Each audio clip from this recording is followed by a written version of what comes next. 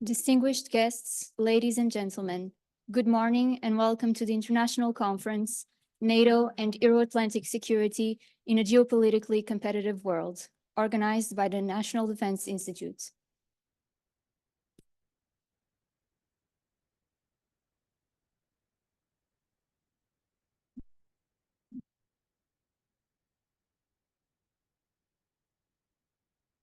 The director of the National Defense Institute, Dr. Isabel Ferreira-Nunes, will deliver her welcome remarks.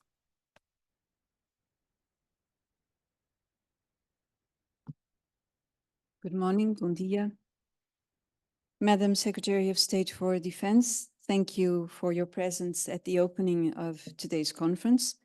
Mr. Chairman of the National Defense Commission, Ambassador Secretary General for Home Security, Ambassador of Poland, Japan, Ukraine, and Denmark, Rear Admiral Director of the National Security Cabinet, Admiral and Generals representing the Navy, the Army, and the Armed Force Chiefs of Staff, Generals representing the General Commander of and the National Director of PSP, Generals, Directors, and Senior Officials, other civilian and military entities, dear guest speakers and moderators, ladies and gentlemen, it is my pleasure to welcome you at the National Defense Institute. At a time when war grasses in Europe's soil, the importance of NATO is even greater, facing today's one of its biggest challenge since its foundation 25 years ago. Through the provisions of Article 5 of the North Atlantic Treaty, NATO as a security organization has been providing robust security and defense guarantees to its members.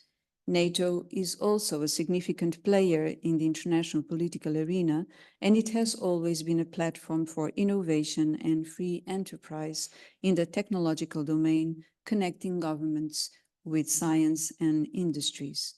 In security and defense, perceptions matter, and NATO's relevance will depend not only on its natural defense posture, capabilities, and ability to adapt to the evolving security environment, but also on how the defense guarantees it offers are perceived by practitioners, by experts, and the general public. Today's conference gathers these three communities of interest and will contribute to foster awareness on the alliance's political and military role in contemporary security and defense. To celebrate NATO's 75th anniversary, and with the contribution of our guest speakers, moderators, and guests, we will discuss the alliance's role in the context of Euro-Atlantic security and the Euro-Atlantic strategic priorities and contexts, such as the alliance's enlargement, the Indo-Pacific turn, and its impact on the Euro-Atlantic security architecture, the digitalization of defense, and the protection of critical infrastructures in the context of global strategic competition. The 32 NATO-allied countries shared common interests, which are those of a long-lasting peace, a strong collective defense, a sustainable security, and a sense of solidarity and belonging to the same defense community. Currently, the Euro-Atlantic community faces perhaps one of its biggest challenges with the unprovoked and unlawful invasion of Ukraine, which had 4 significant effects on the Euro-Atlantic security and defense. First, it has provided a new strategic purpose to the alliance. Second, it led to the enlargement of NATO to 2 new member states. Third, it made governments more aware of the need to implement the 2014 Wales Summit threshold of spending 2% of GDP on defense, and fourth, it gave a new direction to EU-NATO cooperation. In the face of Russia's revisionist foreign policy leading to the invasion of Ukraine, the alliance regained strategic purpose and relevance with a changing focus from out-of-area operations to the defense of NATO's territory. NATO has fully implemented the concept of enhanced forward presence. It has evolved in terms of institutional design, acquiring more effective instruments to mitigate conventional as well as cyber and hybrid threats, and it has been striving for technological and innovation and improvement of interoperability among the new 32 allied countries. This will be, for instance, achieved with the help of innovation programs, such as the Defense Innovation Accelerator for the North Atlantic. This program was established to identify and accelerate a dual-use innovation capacity across the alliance with the help of new funding mechanisms, such as NATO's Innovation Fund, created to fund startups aimed at developing projects to lessen the impact of disruptive technologies. Those developments not only result in a more robust military presence, but also in the capacity to introduce new dual-use technologies and capabilities, connecting military needs with commercial offers, markets, and users. This will give NATO better strategic leverage towards the military ambitions of traditional powers such as Russia and those of an emergent ones such as China. The alliance's enlargement to the Northern European countries through Finland's and Sweden's change from informal alignment to formal integration in NATO underlines a renewed and broader commitment to collective defense. Due to their historical presence, geographical proximity, and military expertise, these countries are likely to contribute to a better leverage in dealing with Russia's ambitions. Their integration in NATO adds to the Euro-Atlantic security not only military strength and resilience, but it also increases NATO political and military footprint in the Baltic and in the North Sea. This month's visit by NATO Secretary General to those two countries widely acknowledged their contribution to a stronger alliance.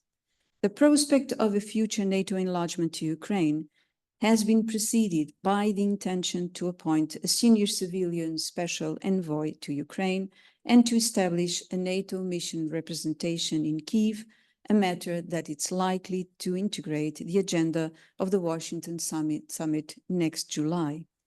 These developments have been accompanied by the recent setup of a NATO-Ukraine Defense Innovation Forum. The forum was led by the Ukrainian Defense Innovation Platform, Brave One, the US Defense Innovation Unit, and the Polish Ministry of Defense, connecting knowledge, operational practice, innovation, and wartime experience. An increasing defense spending will enable the alliance to better defend and deter. Since the beginning of war in Ukraine in 2022, the average expenditure on defense by European allies and Canada has increased from 1.70% of GDP to 2% in 2024. In 2023, defense spending across European allies and Canada increased by 11%. In 2023, Secretary General Stoltenberg expects that 18 allied countries to meet the 2% threshold of GDP on defense. However, the public's perception of the need to invest in defense is still low. A survey conducted by Data Praxis and EU Govern in 2022, a critical year due to the invasion of Ukraine, showed that from the respondents inquired in 10 EU NATO countries, only 2 countries scored a percentage above 50% in favor of a more defense spending. This is one of the reasons why the organization of a public event such as this does matter. NATO and the European Union now share 22 common member states and a wider security cooperation portfolio since the first signing of the 4 EU-NATO declarations on European security and defense policy in 2002. Today's cooperation between EU and NATO ranges from cybersecurity, countering hybrid threats, maritime security, and military mobility to resilience, climate change, and defense against disruptive technologies. In the face of war in Europe and beyond, the clear defense matters are conveyed by NATO and by allied national governments, the larger the impact will be on the security perceptions, public awareness, and support for security and defense. With a war declared to the collective West, NATO allies must meet the challenge by adding meaning to collectiveness. This means showing solidarity, cohesion, resilience, unity, and an unquestionable trust in the principle of mutual defense. As part of the alliance, our countries must assume the responsibilities set by the Washington Treaty, and in particular, the duties and the commitments that emanate from Article 5. Defense is not solely military defense, but also the embracing of a whole of defense and whole of society posture that contributes to protect our values and ensure the freedom of our democracies. With this in mind, we need to keep on developing and adapting our institutions, our armed forces, and our educational and training systems to contemporary security and defense challenges. In this context, the National Defense Institute has been and will remain an active player in the pursuit of this goal. Ladies and gentlemen, I would like to thank your participation in this conference organized by the National Defense Institute, and I would also like to thank the members of the staff of the Institute who have committedly been working in the preparation of today's program. And to all of you, I wish you an excellent conference and a very productive debate. Thank you.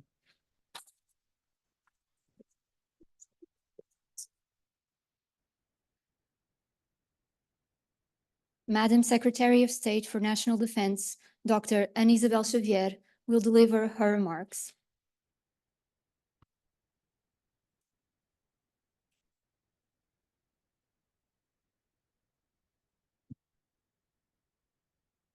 Chairman of the National Defense Commission, Ambassador, Secretary General of the Internal Security System, honorable ambassadors, Director of the National Defense Institute, general officers representing the Navy, Army, and Air Force, chiefs of staff, distinguished general officers and directors, esteemed keynote speaker, honored civilian and military entities, ladies and gentlemen. I am honored to be here at the opening of this international conference on the topic of NATO and Euro-Atlantic security in a geopolitically competitive world, organized by the National Defense Institute. I take this opportunity to express my gratitude to EDN for this timely and productive conference, and in particular to its director, Professor Isabel Nunes. Throughout its 48-year history, EDN has consistently fulfilled its mission of providing high-quality support for the development of national strategic thinking, and has significantly contributed to the establishment of a robust and well-organized knowledge-based community. Today is not an exception, as we gather to debate and reflect upon the 75th anniversary of an organization that remains a cornerstone of peace, stability, and security in the Euro-Atlantic area. This milestone is not just a celebration of NATO's legacy and heritage, but also an opportunity to reaffirm our commitment to ensuring our collective defense and the pursuit of international cooperation. Since becoming a founding member in 1949, NATO has been one of the core pillars of Portugal's national defense and foreign policy. Not only does NATO provide strong collective security guarantees through Article 5, which helps safeguard our sovereignty and territorial integrity, but it has also played a significant part in the process of modernizing our armed forces in full interoperability. This, in turn, enabled Portugal to increase its contributions to missions and operations and to the overall response to the growing security challenges. Along these 75 years, the Portuguese armed forces have deployed around 50,000 military personnel to different NATO missions and operations. And in addition to the permanent presence of military personnel at the Alliance's headquarters, the Portuguese armed forces currently have more than 300 military personnel from the Navy, Army, and Air Force engaged in Romania, Lithuania, the North Atlantic, the North Sea, and the Baltic Sea. But Portugal is also a valuable asset for NATO. On the one hand, our geographic location bridges Europe, Africa, and America. On the other hand, we have a wide and deep connection with these continents, from historical ties with South America to a significant presence in Africa. Both our position and our privileged relations with partners to the South are key to guaranteeing an effective 360-degree approach to security in the Euro-Atlantic area. Ladies and gentlemen, the Atlantic Alliance has never been stronger nor more important than today. Today's NATO, after Madrid and Vilnius, and on the eaves of Washington, is no longer perceived to keep the Soviet Union out, the Americans in, and the Germans down. As we mark its 75th anniversary, we are encouraged to reflect on its impact on the Euro-Atlantic security. But we are also encouraged to reflect on how NATO encompasses a unique community of values and how the 32 allies are committed to the principles of individual liberty, democracy, human rights, and the rule of law. And this is what we seek to defend collectively through NATO. It is not just about the territorial and physical integrity of its members. That is vital, of course, but so is the defense of our ontological security through the protection of our community of values. As we celebrate this anniversary and reflect upon the last 75 years, we must also look forward. The challenges and threats we face today have not decreased. On the contrary, they have become increasingly more complex and interconnected. New and disrupted technologies and hybrid and cyber threats are becoming pervasive. Traditional boundaries between civil and military or between security and defense are fading. The current rules-based world order is being challenged by revisionist powers. Geopolitical competition has intensified. From Russia to the Middle East, from the Indo-Pacific to the Americas, commitments are challenging as turbulence commands. I am well aware that the current academic and policy debates on NATO and Euro-Atlantic security have been emphasizing precisely the need for continuous adaptation and engagement in a fast-evolving security landscape. This involves the reinforcement of NATO's defense capabilities, debating the implications of expanding membership, and ensuring a more cohesive and comprehensive Euro-Atlantic security architecture that combines both military and diplomatic efforts. But whether we are coming from the academic or the policy worlds, or in my case, from both, we certainly understand that more than ever, ensuring NATO's resilience and adaptability remains crucial. That is why those challenges, threats, and risks, but also opportunities, were addressed during last week's NATO Defense Ministerial meeting and will be deepened in Washington next July, in just a few weeks.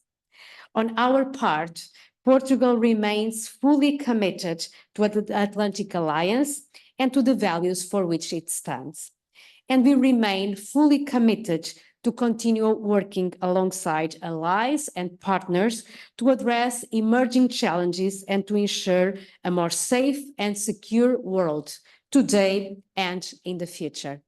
I am sure today's outstanding speakers and participants will focus on several of these challenges and opportunities for the Euro-Atlantic security, and that is why I look forward to the coming presentations. I wish you all an insightful and productive conference. Thank you.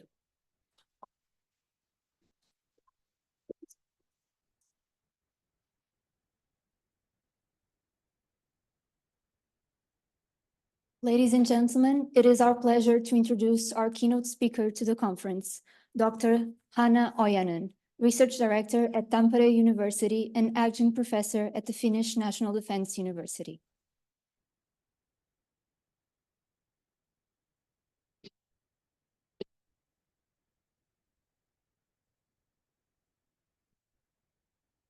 Madam Secretary of State, Madam Director, Excellencies, esteemed audience.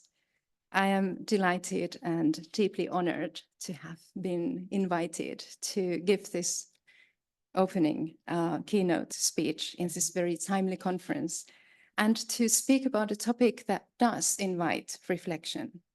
What is this new geopolitical competition about in the end? What has changed? And what can we change? Or focusing on NATO and the Euro-Atlantic security, where is NATO heading? Where would we like to take it? And do we know how to take it there? We just heard wise words of introduction by the Secretary of State and the Director. And my intention is, in some sense, to set the stage for what follows, the prominent experts panels on Euro-Atlantic security and strategic priorities. So I attempt at highlighting some elements of NATO's past developments, looking at how NATO has developed, but also why.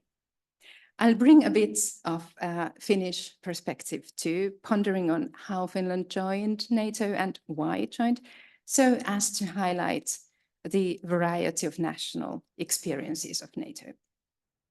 Then, looking at the past year's dreadful changes following the Russian war of aggression against Ukraine, I'll come to two central problems or challenges for us to reflect on. I think we see the need not only continued, but strengthened defense cooperation in NATO. So what would NATO need in the near future to become stronger? Perhaps capacity of strategic long-term thinking, including the process of enlargement. Perhaps capacity of efficient decision-making. Both are linked to the capacity and future role of not NATO, but multilateral cooperation overall, and in particular, multilateral cooperation in security and defense. Both are also linked to the discussion of Europeanization. Europeanization of defense, European defense, Europeanization of NATO, perhaps. What could that be in practice? And would that be the way to go? Now, the past years, of course, have been dramatic in Europe, and we are living in an ever-deepening drama composed of war, disinformation, and increasing climate-related crises. All these need a firm, cooperative, and multilateral response. But what happens is that just now, we also see decreasing belief in multilateralism, decreasing belief in international organizations, as well as in the rules-based international order we have always been thinking that we value so highly. Now, a caveat might be in order here. To what extent is this really true? To what extent are our organizations somehow weakening? Or to what extent is this only an intentional way of speaking by those that want us to start believing this is the case, and thus something that becomes a self-fulfilling prophecy? We see both. Bad intentions, yes, but it is also true that our institutions are challenged. And therefore, we need to reflect on what can be done to strengthen them. Amid all this, NATO has turned 75. It is a high age for an international organization, but certainly a very high age for a military alliance. NATO is an alliance with very long history. Usually alliances are short-lived for reasons of free riding and similar problems. I think that NATO's recipe for a long life has been successful change. Chances are good that NATO will cope fine just as it coped with the end of the Cold War, even now, by constant renewal, including also further enlargement. NATO is an alliance that uses the 360 degrees catchphrase, seeing to all threats everywhere, thus leaving no member state disappointed, and at the same time, seeing to the need to maintain internal cohesion and commitment. But 360 degrees somehow seems to illustrate also an organization that has made a full circle, in a sense, coming back to where it started. It is a commonplace to say that NATO now concentrates on its core function, that of the defense of the member states. Now, if the basic reason for NATO to exist was and has been to tie the USA to the defense of Europe against Russia or Soviet Union, then this is where we are again. But the definition of tasks is subtle and important. What is at stake is to strengthen the defense of European NATO members, particularly those close to Russia, with adequate planning. NATO does not defend Ukraine, even though Ukraine has applied for membership, as it is important that NATO does not become involved in the war. The difference compared to the 90s obviously is striking. At the end of the Cold War, there were discussions about NATO perhaps having lost its relevance. Its opponent was gone, the Warsaw Pact was no longer there, and Russia seemed an interested and interesting partner in cooperation, not only for many European states, but also for NATO itself. And we remember how in that period, NATO reinvented itself successfully through taking on a number of new tasks, from fights against terrorism to tasks such as securing the Olympic Games in Greece in 2004, and obviously to crisis management. Crisis management, we can say, was an innovation of the 1990s, when all the organizations involved in European security came to the same conclusion. Europe was fine, now the conflicts were somewhere else. And there was an important role for these organizations, Western European Union, NATO, the European Union, in this, managing crises, civilian and military. The idea was that thereby they could play a global role, even useful for the United Nations, while also indirectly it was about their own security as conflicts could have spread. This period also, very importantly, brought together NATO and the EU, that were two very, very different organizations, to a point where they shared now the same tasks and therefore needed to look at how they were or could be related. From no relations between these organizations, they went to having first Western European Union in between them in a way, and further to relations of cooperation, but also of rivalry, I would say. And since then, the two have had a lot of impact on one another, as they have also faced shared challenges. And one of these challenges has been enlargement. NATO enlarged towards the east after a long process in parallel to the enlargement process of the EU. The new countries to become members were no doubt about among those willing to see the original goal and aim of NATO being brought back. In the beginning, this may have widened the spread of different views of security and defense concerns that almost always happens with enlargement. Now, shortly from a Finnish point of view, NATO always, even this period of relative calm of the 1990s, NATO always was dramatic and dramatically interesting for Finland. During the Cold War, Finland defined itself as neutral. It had an agreement of friendship, cooperation, and mutual assistance with the Soviet Union, and a lot of trade with it. And it's aimed at counterbalancing all this with much cooperation, as much as possible, with Western countries. The limits seemed clear, though. Nordic cooperation was always okay, but things European were already much more difficult, and NATO was completely out of question. The benefits of multilateralism, though, seemed clear from the outset for Finland.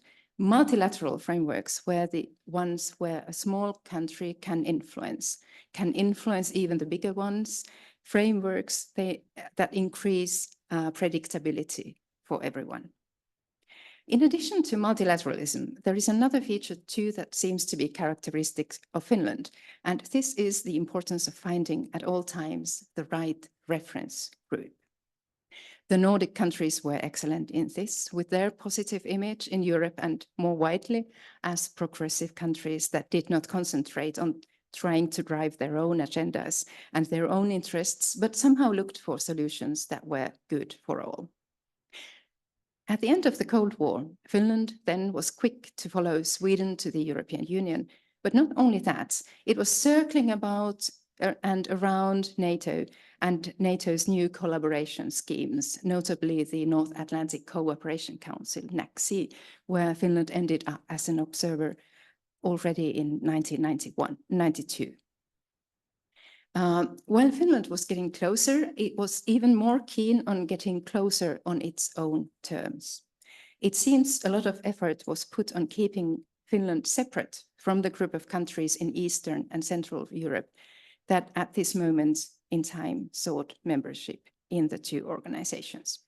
Finland did not want to be seen in the same category as it had kept saying it was different, that it was fully capable of defending itself, or that it did not lack security guarantees from anywhere. Still, the Finnish strategy was to get close to NATO, first partnership for peace, then different operations, then becoming an enhanced opportunities partner in 2014. It got so close that it was, together with Sweden, NATO's closest partner, or an informal ally, as Anna Wieslander has put it. But joining was not the goal. Membership might, after all, have brought problems, major problems, such as the need to defend the Baltic states against Russia. So to put this all very simply, Russia was always the reason for Finland not to join NATO, and always the reason for Finland to join NATO. Only that this joining in the end occurred on a really dramatic moment in European history. I would have thought differently myself. I thought, yes, Finland would join eventually, but just as it had joined other organizations in the past.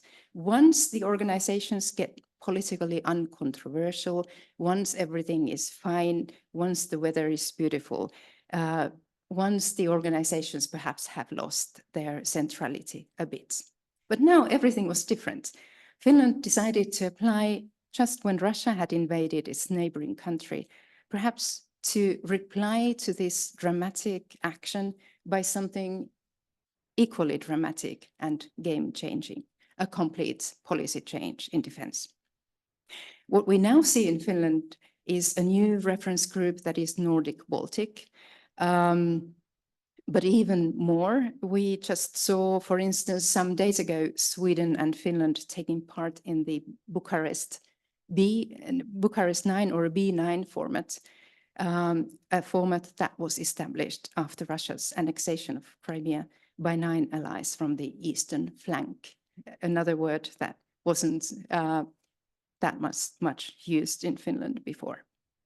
So there is more that has changed than this. In addition to new horizons for reference groups, there is a new emphasis in Finland on bilateral relations with the USA after the signing of the Defense Cooperation Agreement in December. Whether this will be a start of a major change, this we don't know yet. So that much for Finland. Looking at Finland, I think, tells us only one tiny part of what happens to NATO and in NATO, but still it is a part that is important.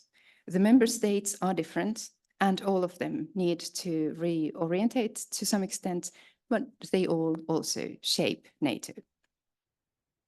So indeed, NATO develops based on how the member states see the need to develop it, and also reacting to the events in the world. This is at least how we usually tend to explain the development of NATO. But in addition to member state views and external events, we might have to look at a third reason for changes, and that is interaction with other organizations, here in particular the European Union. This has been a constant factor in the past, and one could say that it would be difficult to understand why the two now are what they are without taking into consideration their interaction, how they have moved together and then evolved in parallel.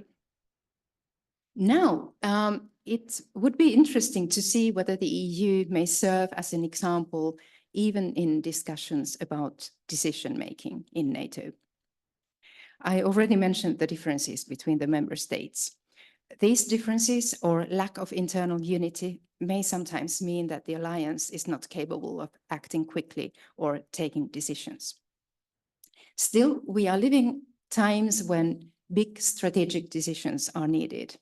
For NATO, decisions on what it is to do, current discussions on sending troops from NATO countries, perhaps to Ukraine, discussions on Ukraine joining NATO. And true, as I said before, enlargement is a major question for both the EU and NATO. It is something that fundamentally changes the nature of the organization, but it is also an opportunity of actually making it change. One could say that for the EU, enlargement has been one of the motors of integration. Deepening and widening have really gone together in that case.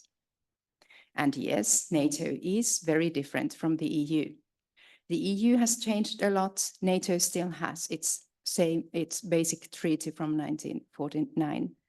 The United States has a special position in a sense in the middle of the cobweb of the NATO structure. And NATO operates by consensus. But could it change? Back to the questions I started with.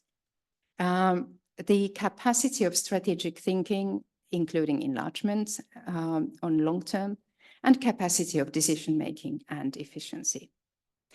Both are linked not only to NATO's future, but also to the future of multilateral cooperation and the discussion about Europeanization of NATO.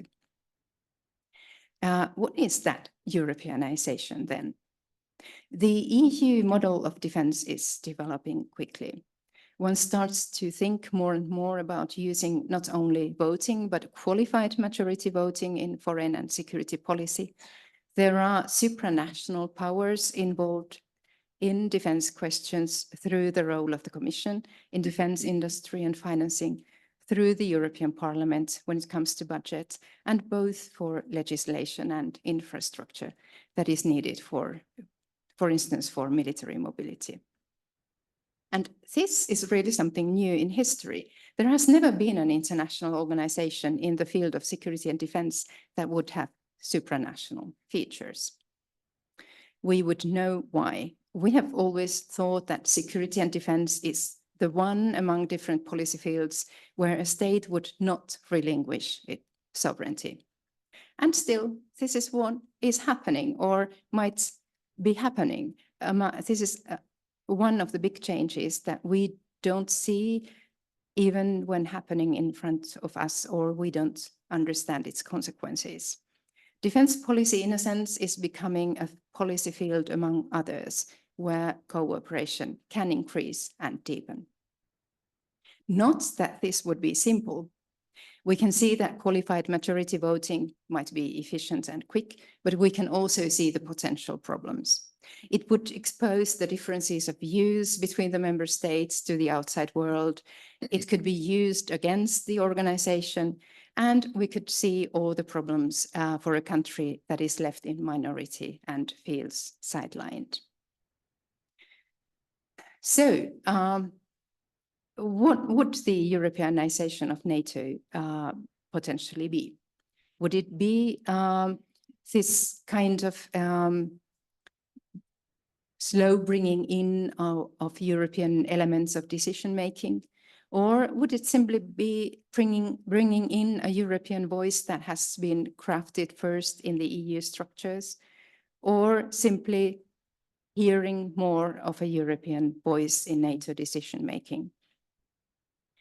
Certainly, whatever shape this Europeanization takes, it will be a challenge for NATO, but probably a positive challenge. And it will be a challenge for the United States. That is a country that is not likely to accept a reduction of its decision-making power and of its unique role. This is why we may be seeing two different models for defense cooperation with increasing difference between them. One partly supranational, the other not. And this once again underlines the basic rationale of NATO, that of keeping the United States in. No doubt on its own terms, avoiding supranational elements, but still looking at the various models the EU could offer. We might still need both. A European way of decision-making that boldly goes forward, and a traditional way of organizing defense cooperation where the USA finds its place.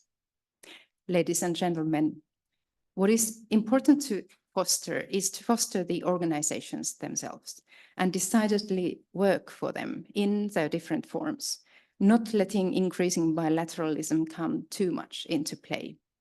After all, this is about the fate of rules-based order. I think we need to take care of the organizations and their functionality, not allowing for outsiders nor insiders to ruin their reputation. We need to show that they actually work and they actually are efficient, reliable and predictable, a predictable way of organizing defense cooperation, more so than in bilateral relations. Sometimes they are also able of bold moves and initiative taking. Finally, the EU and NATO, both in their own ways, have been serving as a model for many, as inspiration, even as a dream. And this is, I think, how they should be kept in the future too. Thank you.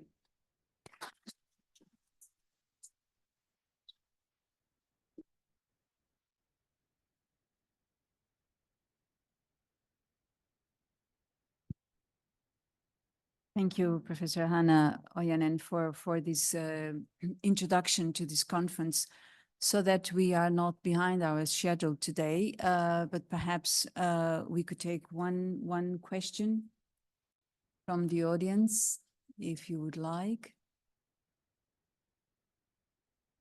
So perhaps I could ask our guest speaker to perhaps give us her choices in terms of which enablers and impediments could you identify or would you identify for NATO's unity at an enlarged NATO? Thank you. This is a very good question. And I think we have seen different situations in different enlargement rounds. Now, the obvious big question is the membership of Ukraine. And there, the need for long-term strategic thinking is really key. And this is also where I was speaking a lot about the relations between the European Union and NATO. And I think in an enlargement of this magnitude for both organizations, a joint strategic thinking might be in order exactly for analyzing these things together in advance. Any further question or comment you would like to add? Our speakers can also participate if they wish, of course. No? So Professor Hanna Ojanen, thank you very much for the excellent introduction you have provided us and with a lot of food for thought throughout this morning. Thank you very much.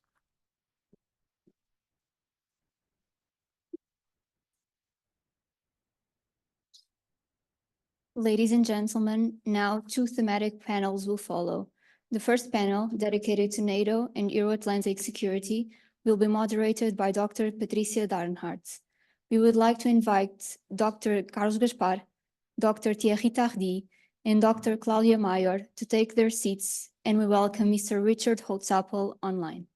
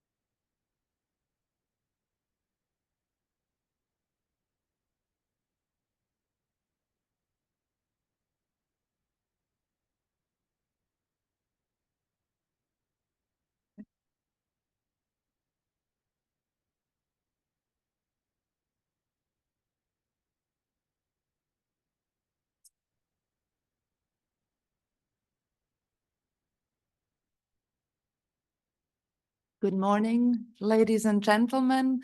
Good morning to you all here in the audience, and a warm welcome also to Mr. Richard Holtzapfel, who joins us online from the United States NATO mission in Brussels.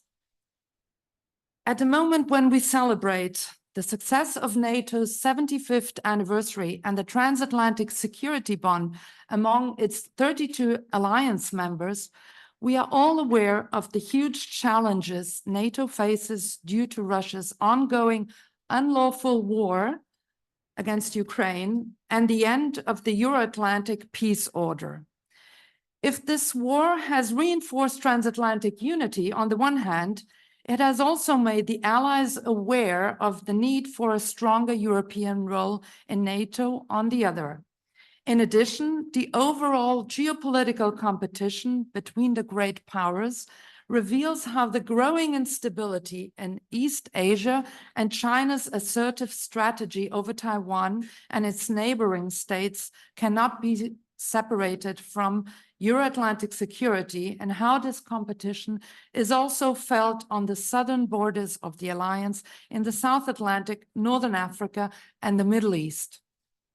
To discuss NATO's role in Euro-Atlantic security amidst this intensification of wars and conflicts and the challenges posed by revisionist autocratic powers, I am delighted to welcome to this panel 4 distinguished experts who will address some of these issues, speak about the upcoming NATO summit in Washington, and present some insights into the national perspectives of the countries they are from.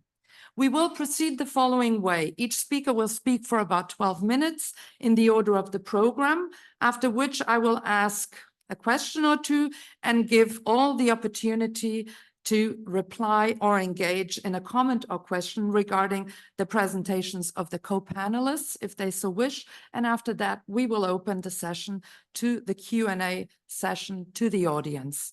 And our first speaker to my right is Dr. Carlos Gaspar, who is advisor at the National Defense Institute, and he is also senior researcher at the Portuguese Institute for International Relations and full professor of International Relations at the Universidade Autónoma de Lisboa. Thank you very much for speaking at this panel, and the floor is yours. Thank you, Chair. It's an honor for me to be participating in this very distinguished panel. I will try to address these issues on relating to the next NATO summit in Washington. First, I would like to say that it was very important for European allies to hear the strong words of President Biden in Normandy on the 6th of June. For us, since the end of the Cold War, the Atlantic Alliance has never been more important. And President Biden's leadership since the beginning of the Russia-Ukrainian war has shown to everyone that the United States is truly an indispensable ally. Most importantly, we feel that the United States has been critical in ensuring European unity in these troubled times. And it is not clear for me that the European allies would remain united in their support for the Ukraine without the leadership of the United States. I will try to very briefly deal with three issues looking ahead to the NATO summit in Washington. First, following the orders of our chair, what can we do to actively support Ukraine?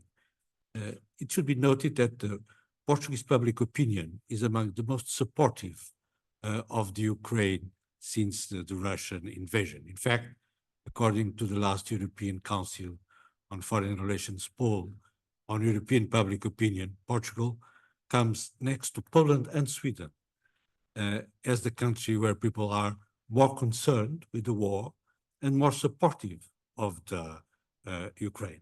There is an important and well-integrated community, Ukrainian immigrant community in Portugal. In fact, Ukrainians are the second largest immigrant community in Portugal after the Brazilian community. There is a strong bipartisan support of the Ukraine, both socialists and the center-right parties, and even the new right-wing populist party affiliated with Identity and Democracy in the European Parliament is critical of the Russian invasion and has criticized the position of its partners, namely the positions of the Rassemblement National. Portugal has done its share in supporting the Ukraine, both bilaterally and in the European Union and NATO, and including not only financial and humanitarian support, but also military support. It should do more, of course, but it's doing its fair share. The critical issue that must be discussed in the Washington summit is the integration of the Ukraine into the Euro-Atlantic community. The previous speaker has told us that there should be a joint strategic thinking by the NATO and the EU on this issue of enlargement, particularly Ukrainian enlargement, and I think it's very good advice. The European Council has approved the beginning of formal negotiations between Ukraine and the European Union, but the accession process could last up to 10 years. In this context, I think it is imperative that we accelerate the Ukrainian accession to the Atlantic Alliance and reach a consensus among allies on the earliest possible date to bring the Ukraine into NATO. This is the only way to restore European security. The Vilnius summit in 2023 admitted the possibility of a fast-track membership in the case of the Ukraine, as it was in the case of Finland and Sweden. The Washington summit, I think, will be a failure if the heads of state and government of the allied countries fail to be clear on how Ukraine can cross the finishing line of NATO membership. My second issue has also been dealt with by the previous speaker on relations between NATO and the European Union. And in the last few years, especially since the Russian invasion of the Ukraine, the EU has new and expanding security responsibilities. Firstly, the European Commission has been instrumental in framing EU relations with both Russia and China and in building up a European economic security strategy that is a necessary one to protect European enterprises and European member states. Secondly, the European Union has also developed a new framework of bilateral relations with the US, namely the European Union-US Trade and Technology Council. This is a critical step towards building up what some call a separate technological sphere of influence of the Western community or of the collective West community, if there is one. Sadly, the next European Commission will probably have a new commissioner in charge of European defense industrial strategy and of the restructuring of European defense industry. The development of European defense industries is critical to providing military support to the Ukraine and also to ensure new levels of European defense spending.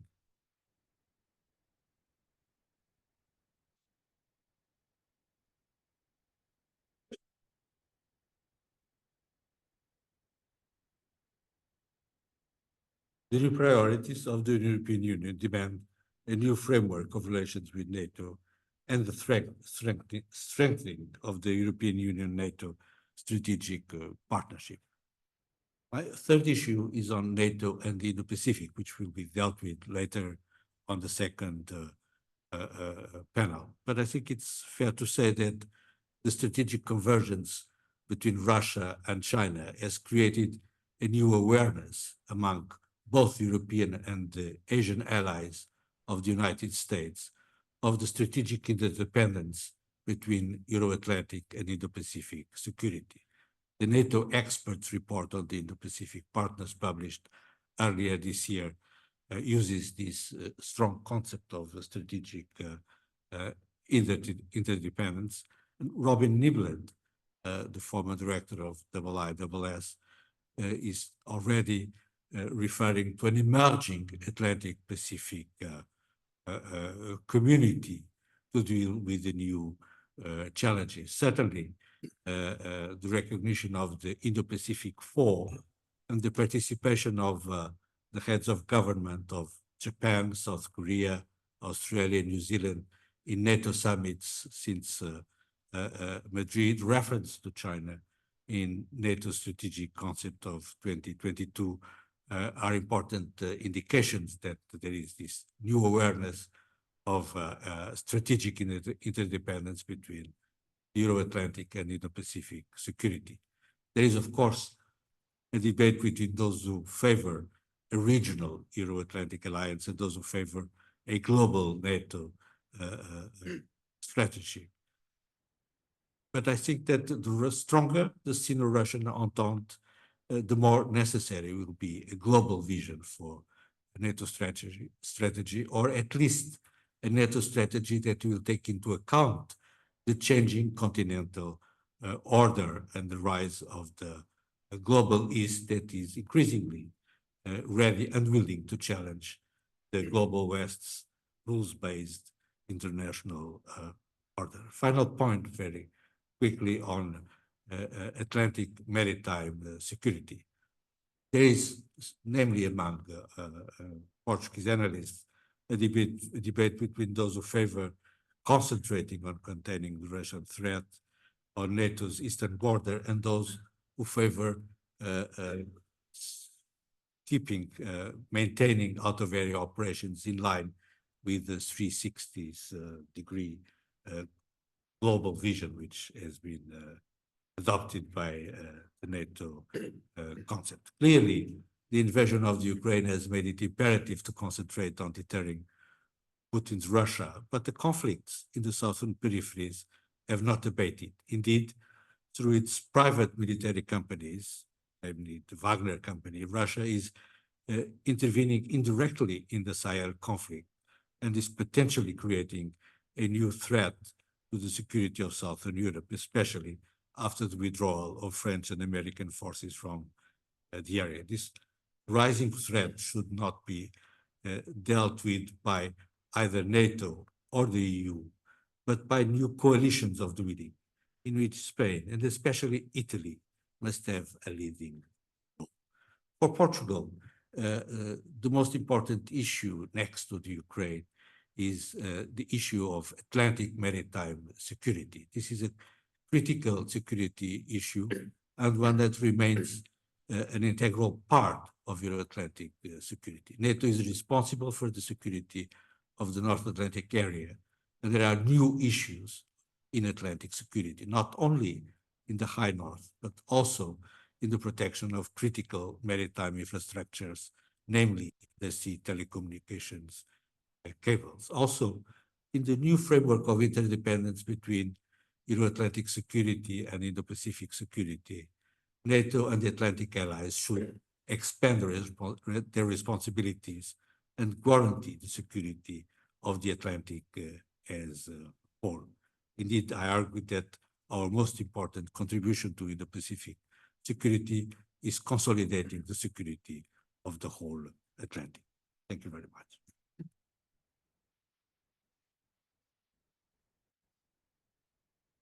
Thank you very much. And our next speaker is Mr. Richard Holzapfel, who's the Deputy Chief of Mission of the United States, a mission to the North Atlantic Treaty Organization. Mr. Holzapfel, I hope you can hear us well. And once again, the National Defense Institute thanks you very much for participating in this panel. I'm not sure if I can hear you just fine, yes. you can. Okay, I couldn't see you, so that's wonderful. Thank you very much, and the floor is yours. Thank you very much, Patricia, and I'm sorry I couldn't be with you all in Lisbon. I think I would much prefer to be there today than under these gray Brussels skies, but 3 weeks out exactly from the Washington summit. We obviously have lots of work that keeps us here in Brussels and is keeping us quite busy because we are in fact very much anticipating and looking forward to the opportunity to host all NATO allies to celebrate the 75th anniversary of the North Atlantic Alliance starting on July 8th through 11th. And I wanted to start out, I think most of my comments will be about some of the objectives that we have and the, as we call it in diplomatic parlance, the deliverables for that summit. But I wanted to put it in the context of the transformation that NATO has been ongoing now for several years. I would probably date it back to 2014 as we discovered some of the outlines and contours of this changing strategic environment in which we all now exist, with a more revisionist, both Russia and China, who have expressed a certain level of dissatisfaction with the way that the international order works. We often use, as Professor Gaspard did, the phrase of a rules-based international order, but frankly, it's as easily summarized in just the terms and the principles of the UN Charter that we are looking to uphold, which also have a central place in the Washington Treaty.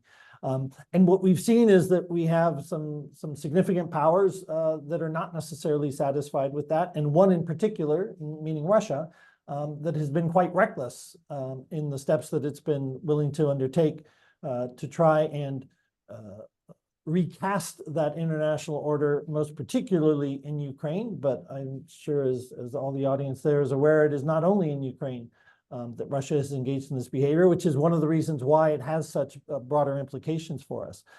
I think we've seen some of that transformation in NATO responding to that changed security environment reflected in things like the new strategic concept that we agreed on and issued at the Madrid summit 2 years ago.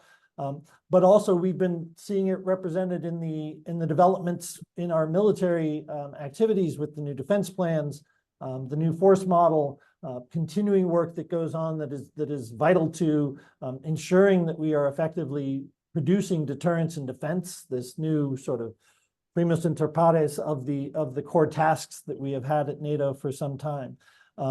And then also, of course, a significant part of the transformation of NATO that we have seen in the last 2 years in particular. And I was very pleased to hear Professor Ojenen's remarks and discussion about the Finnish perspective, because having Finland and Sweden now as part of the alliance, I think represents a significant and enduring change that has a very, very meaningful impact on our collective security. So that's the context in which we now pursue the work that we are engaging on for the Washington summit and the kinds of actions and decisions that we have before us there. I very much appreciated Professor Gaspard's comments about the ability that we have had over the last 2 years to sustain Allied unity and preserve Allied unity, and particularly the United States' role in doing that. I think that remains a very, very strong focus of our work because it is a fundamental element of our effectiveness, the degree to which we can sustain a unified perspective on how to address the kinds of challenges that particularly the behavior of Moscow and the Putin regime have imposed upon us. So obviously one of or the main discussion item in our work for the summit is how we can continue to support Ukraine in its conflict against and its war against Russian aggression. I think we will see a substantial package of the reflecting of how we can continue to sustain this support. And I guess part of my message for your audience there is there was a fair number of discussion, I think, by both of the two previous speakers about the prospects for Ukrainian accession. Ukrainian accession and Ukraine's future within NATO is a very important and vital aspect of this, and we have been clear within the alliance that Ukraine will be a member of NATO. But what I don't want people to lose track of, and frankly, I would take some exception with the notion that what we say about Ukrainian accession will be the mark of success or failure for the Washington summit. I would disagree respectfully that what is the marker is how convincingly can we show that we will sustain support for Ukraine to be able to continue the battle against Russia? What mechanisms do we have in place to basically send the message to Putin that he will not outlast us and he will not outlast the Ukrainians? That's the fundamental message that we need to send out of Ukraine. Ukraine's future path towards accession into NATO is a part of that, but the more immediate and more urgent element of that is how effectively can we continue to supply and make commitments about our ability to sustain the supply of military and security assistance to Ukraine. And then we will have the other parts of this package in terms of, I think we will see, as Secretary General was talking in the context for those that were watching from the defense ministers meeting that we had here in Brussels last week, new arrangements and new structures that we will have to actually bring that mechanism for support more closely integrated into NATO structures, into coordination with the NATO military command, as a way of strengthening and thickening the relationship with Ukraine in ways that will help it advance its interoperability, its readiness, and its abilities to succeed as a NATO ally. So that's I think the most important message. And related to that, among the key points coming out of Washington will be the progress that we have also made on burden sharing and defense investment. The way that we have moved from 2014 at the Wales Summit, where we only had 3 allies that were meeting the target of 2% of GDP being spent on national defense, to now over 20. I think there's still some evolving elements in some national budgets, so that absolutely pinning down the number still here 3 weeks out of where we might be by July 9, 10, or 11.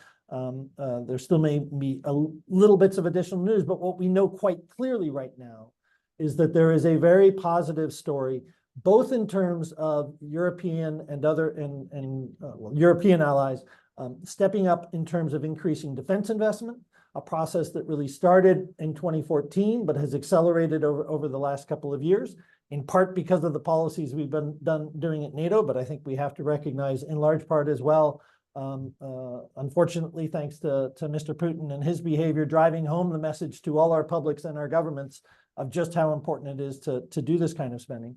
But it's been burden sharing not only on our own national defense, but I think the burden sharing that we have seen in terms of the support for Ukraine has been very vital and continues to be an absolutely essential part to being able to continue sustaining this political support for this assistance to Ukraine among our own domestic politics, certainly in the United States, and I would say across the alliance.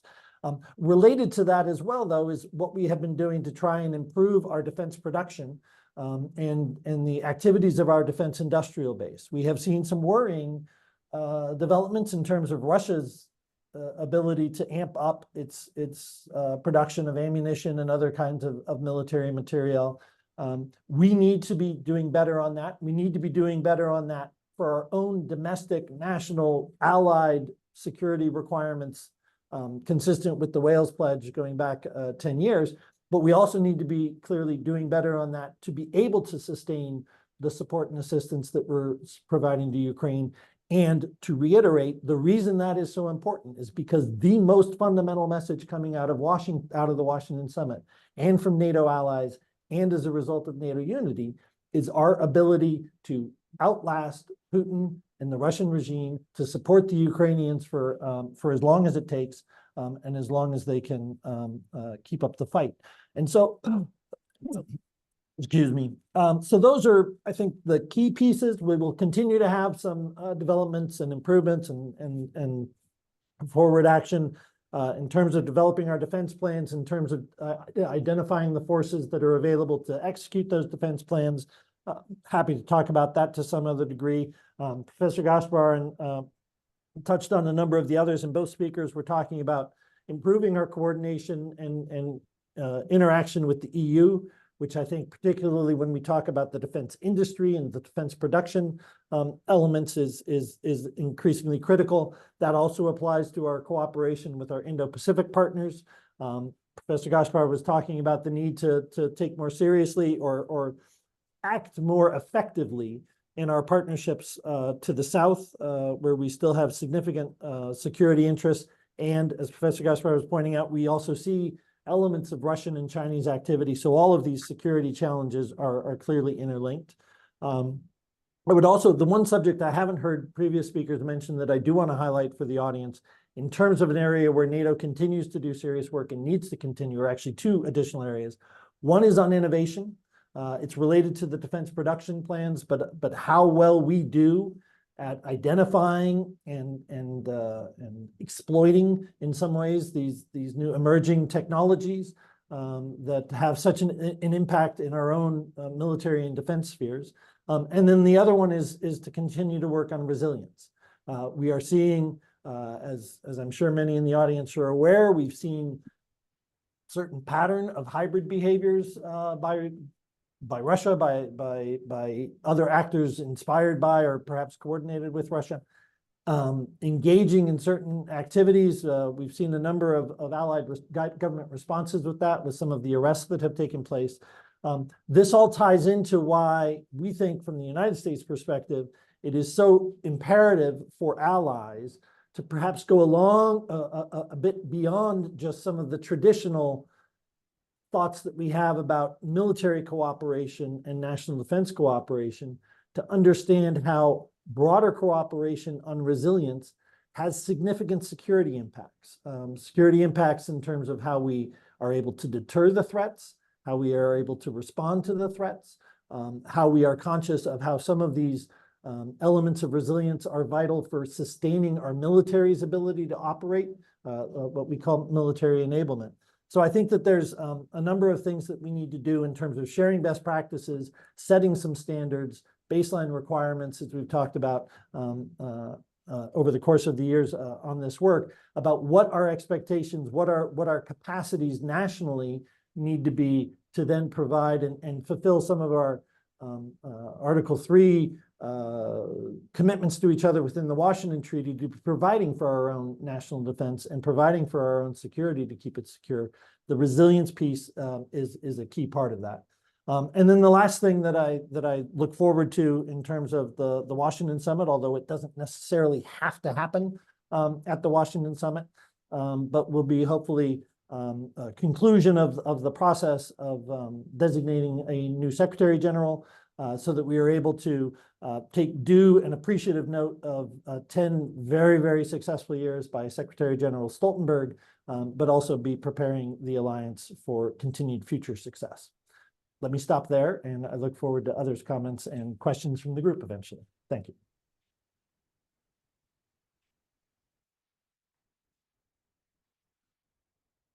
Thank you very much.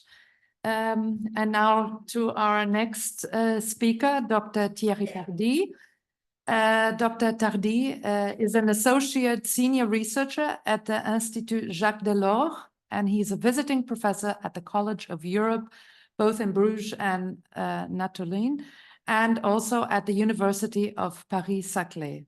Dr. Thierry, thank you very much for speaking at this conference today, and I'll give you the floor. Well, thanks a lot, Patricia, and I would like to thank the National Defense Institute and Isabel in particular for this very kind invitation. Always a pleasure to come to Lisbon. I'd like to make 3 sets of remarks, and I might be a bit pessimistic on a number of issues, so my apologies in advance if I sound pessimistic. I think it will be more than just sounding. So first set of remark on the summit itself, what most likely will happen. Second, on what I call the elephant in the Washington summit room. One word has not been pronounced so far in this conference on NATO and NATO's cohesion and NATO's future. It is the word Trump. And I think it has to be pronounced and probably a bit analyzed. And then I will end with a few words on France, which might look even more gloomy than when talking about Trump, probably put at an equal footing. So first, the summit itself, I would make the point that the Washington summit will be very similar to the latest ones in Madrid and in Vilnius. It will be an implementation summit of a number of decisions that have been taken at Madrid and at Vilnius. Of course, we will celebrate the 75th anniversary of the alliance, so it will make the summit inevitably different. But in terms of the expectations and the deliverables, it will be very similar. So I'd like to look at 5 issues that will be addressed. One is cohesion. Cohesion. I used to work for NATO, and prior to the 24th of February of 2022, the issue of cohesion was much debated, with the issue that cohesion was to be found and was not necessarily there. And I just want to note that at the last celebration of NATO's 70th anniversary 5 years ago, there was no summit. There was just a leaders meeting in London. And the reason why there was no summit was because, well, the cohesion was to be found for one reason. There was some concerns about what President Trump might do at a summit that would not look nice for the alliance. So I think we need to be happy to see that because of Mr. Putin's policy, the cohesion has been found since February of 2022. And that was celebrated in Madrid, that was celebrated in Vilnius, and that will be celebrated in Washington. And that we should not, be sorry for that. It's very good that the Alliance 32 members now are celebrating a political cohesion. Yet some cracks when looking at cohesion, just mention a few cracks. Jens Stoltenberg idea of the 100 billion fund has been dropped because of some divergences among member states on the utility and the necessity of that fund. Deploying forces in Ukraine has not made large consensus, and I may come back to that when talking about France. The assistance to Ukraine itself is not always seen with the maximized cohesion. Hungary said that it would not contribute nor pay to any kind of NATO assistance as it is now planned. And we know that Hungary has been one country that has undermined cohesion in a NATO framework. And there might be soon some disagreement coming from some governments on the virtues of talking to Mr. Putin and maybe starting some negotiations with him. I will come to that also in a minute. So cohesion is there, but we are not sure it's going to last for very long. And second, support to Ukraine. So the comprehensive assistance package is to remain and will be reinforced, and it was mentioned before. There will be a process of NATOization, if I can use that term, NATOization of a number of activities. So the Rammstein group is to be NATOized, so brought to a NATO framework to Trump-proof the delivery of weapons to Ukraine. So the more we can put inside NATO, the less those activities can be vulnerable in case Donald Trump comes back to power. In a few months, there will be a NATO mission created within NATO to bring together all Ukraine-related activities, and that's probably for the better, although it might lead to some divergences on how much we can bring inside NATO with all the risks that had to be prevented in terms of escalation with Russia. When talking about Ukraine, I think it was said very clearly by our previous speaker, the invitation to Ukraine will not come. I foresee a wording that will be probably the same as in Madrid and as in Vilnius. So the commitment that Ukraine will be a member of NATO at some point, but clearly no invitation at this stage. And probably the Ukrainian president will be upset. He was very upset at Vilnius and tweeted his irritation, and that was not well received by the alliance. Will that happen again? We don't know, but that issue is likely to remain as it was in Vilnius. Third, burden sharing, and that was said before as well. I think we are in 2024 now, right? So the Defense Investment Pledge, the DIP, Well Summit, September 2014, the pledge by member states to spend 2% of their GDP on defense, we are there. So, and on this issue, I think we have reasons, and I'd be happy to listen to Claudia on this, but to be relatively satisfied. So 3 countries at the time spending 2% on their GDP on defense, and 1 for probably not the good reasons, which is Greece. And now, so depending on how we count, but I think the official number for 2023 is 18. Let's say, if we want to be optimistic, that broadly 2/3 of member states are spending in 2024 2% of their GDP on defense versus 10 years ago. And the big countries are there, which is the good news. So France and Germany are there in 2024. Of course, the question is how long will that last? But at least 10 years after that pledge, the pledge is being met. The countries that are not there are this country. But apart from this country, the bigger ones are Turkey, Italy, and Spain, which are far from the 2%. But the other ones are there, and Isabel gave a few figures.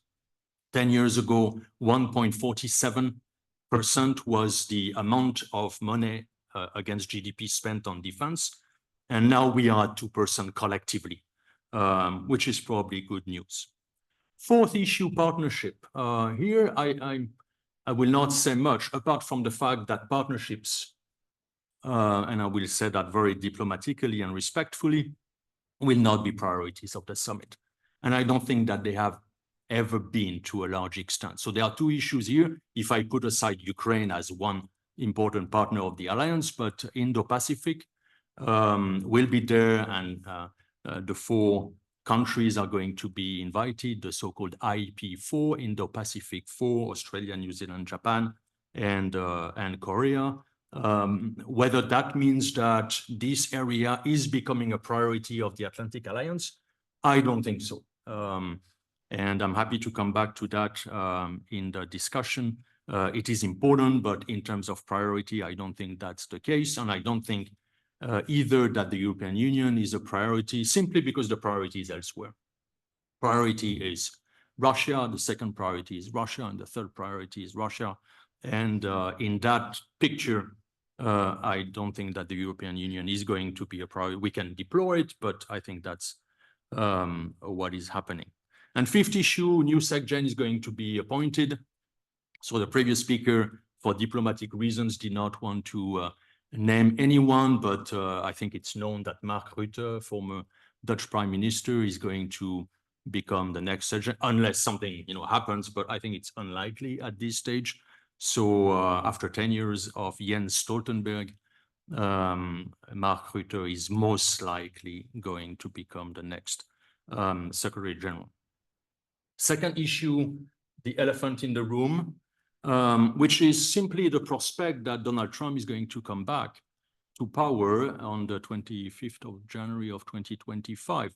One issue here is to say that the important date in the coming month is not the 10th or 11th or 9th of July, the Washington summit. If we are interested in NATO and NATO's role, the important date is the 5th of November. of this year. And if Biden is reelected, so maybe the situation can be looked like more or less unchanged, although I would suspect that it would change anyway. But if Trump comes back to power, I think it's known and documented that the alliance might be threatened, might be undermined. It is difficult to see any issue that would be a NATO issue, I mean, that would be strengthened by the comeback of Donald Trump at the White House next year. And it is very easy, in a very cold and analytical way, to see many different levels that could be undermined by Donald Trump coming back to power. And when I say it is documented, we know that some of his close advisors, John Bolton to start with, but there was also a New York Times study or analysis about Donald Trump possibly, if not pulling out from NATO, at least taking a number of decisions that would inevitably undermine the credibility, talking about cohesion, undermine the cohesion, the credibility, and maybe the existence. Can we say that? Can we say in an academic event that the existence of NATO as a military alliance is at stake because of some decisions of the president of the most powerful NATO ally? I think at some point we will have to raise that question, and definitely if he is re-elected, that will be on the table. So very quickly, 3 issues that would be impacted if that was happening. One is support to Ukraine. He said that he would solve the issue in 24 hours. What does that mean? Nobody knows, but would that mean some kind of a deal with Mr. Putin? Is this to be excluded? Are we ready to talk about it now, or are we not? That's one issue. So support to Ukraine would most likely be undermined, and we saw how difficult it was even with the Congress, the House, to just vote the funds to support Ukraine. Second, alliance itself. I have mentioned that, the cohesion, the credibility, the existence. If the country, which is the US, says, I don't feel committed, Article 5, I'm not sure, as was said before, what is the meaning for the alliance and the credibility of the alliance? How will that be perceived by Putin? And we more or less know how it's going to be perceived by Putin, not for the good of our own security. And third level, European security. What would that mean for us Europeans in terms of the channels, the instruments, the institutions, the policies that we would resort to if we need to still guarantee some sort of security for ourselves, but maybe outside of NATO, or maybe inside NATO, but with a very different situation if the scenario that I depicted does take place. What I mean here is that the summit is an interesting event, but it might be the last nice and civilized and cohesion strong summit before a big storm. I don't want it. I hope it will not happen, but I think it is difficult. And I attend many academic events talking, and how many of those events do not just talk about it, or because we don't want to see, or so again, it might not happen after all. Le pire n'est jamais sûr, as we say in French, but it may happen. And if it happens, not good for the alliance and for us as citizens of the alliance. And the third issue that I wanted to raise, because we were more or less asked to talk a bit about situations in our respective countries, so I suppose you've guessed from my ugly French accent that I come from France, that the situation is critical in France. So the summit, we know, is in 3 weeks, but it might be that when the summit takes place, there is a different government in France. And it's not just a different government. The extreme right, Rassemblement National, National Rally, might be in charge. So not at the Élysée, because the president will remain, but as prime minister and at the parliament. And if that happens, it will be an earthquake in France, maybe in Europe, maybe also in the alliance. the National Rally is known for being anti-NATO, ostensibly, anti-US, ostensibly, and pro-Russia. Now a bit less ostensibly because they understand that it can lead to some difficulties. But this is clearly where they are among a number of other things that I do not have the time to deal with at this stage. But if they come to power, the Constitution says that the French president still has a number of prerogatives, in particular in the field of foreign affairs and defense, which would somehow protect France as a country from some turbulences. In practice, my humble analysis is that that will not be enough because there will be a number of issues for which the parliament or the foreign affairs minister or the defense minister, who are very likely to be in charge in less than 3 weeks, will decide. So let me just take 2 examples. Delivery of weapons and funds to Ukraine. Delivery of weapons, all delivery of weapons are signed off by the defense minister. So President Macron can say what he wants in terms of delivery of Mirage airplanes or air defense systems or artillery shells. If the defense minister does not sign off the document that allows for such delivery, it does not happen. And you may know, well, the Constitution says, okay, but the Constitution also says that the Prime Minister mène la politique du gouvernement, leads the policy of the government. So delivery of weapons, there was already a kind of mismatch between what Macron is saying and what's happening for real. That mismatch is likely to be even higher. And funds, well, funds, there is a pledge in the French-Ukraine security agreement that France would spend 3 billion euros in 2024 to support Ukraine. That's a pledge in a document that is not legally binding. Those funds, if they have to be processed, have to be voted for in the parliament.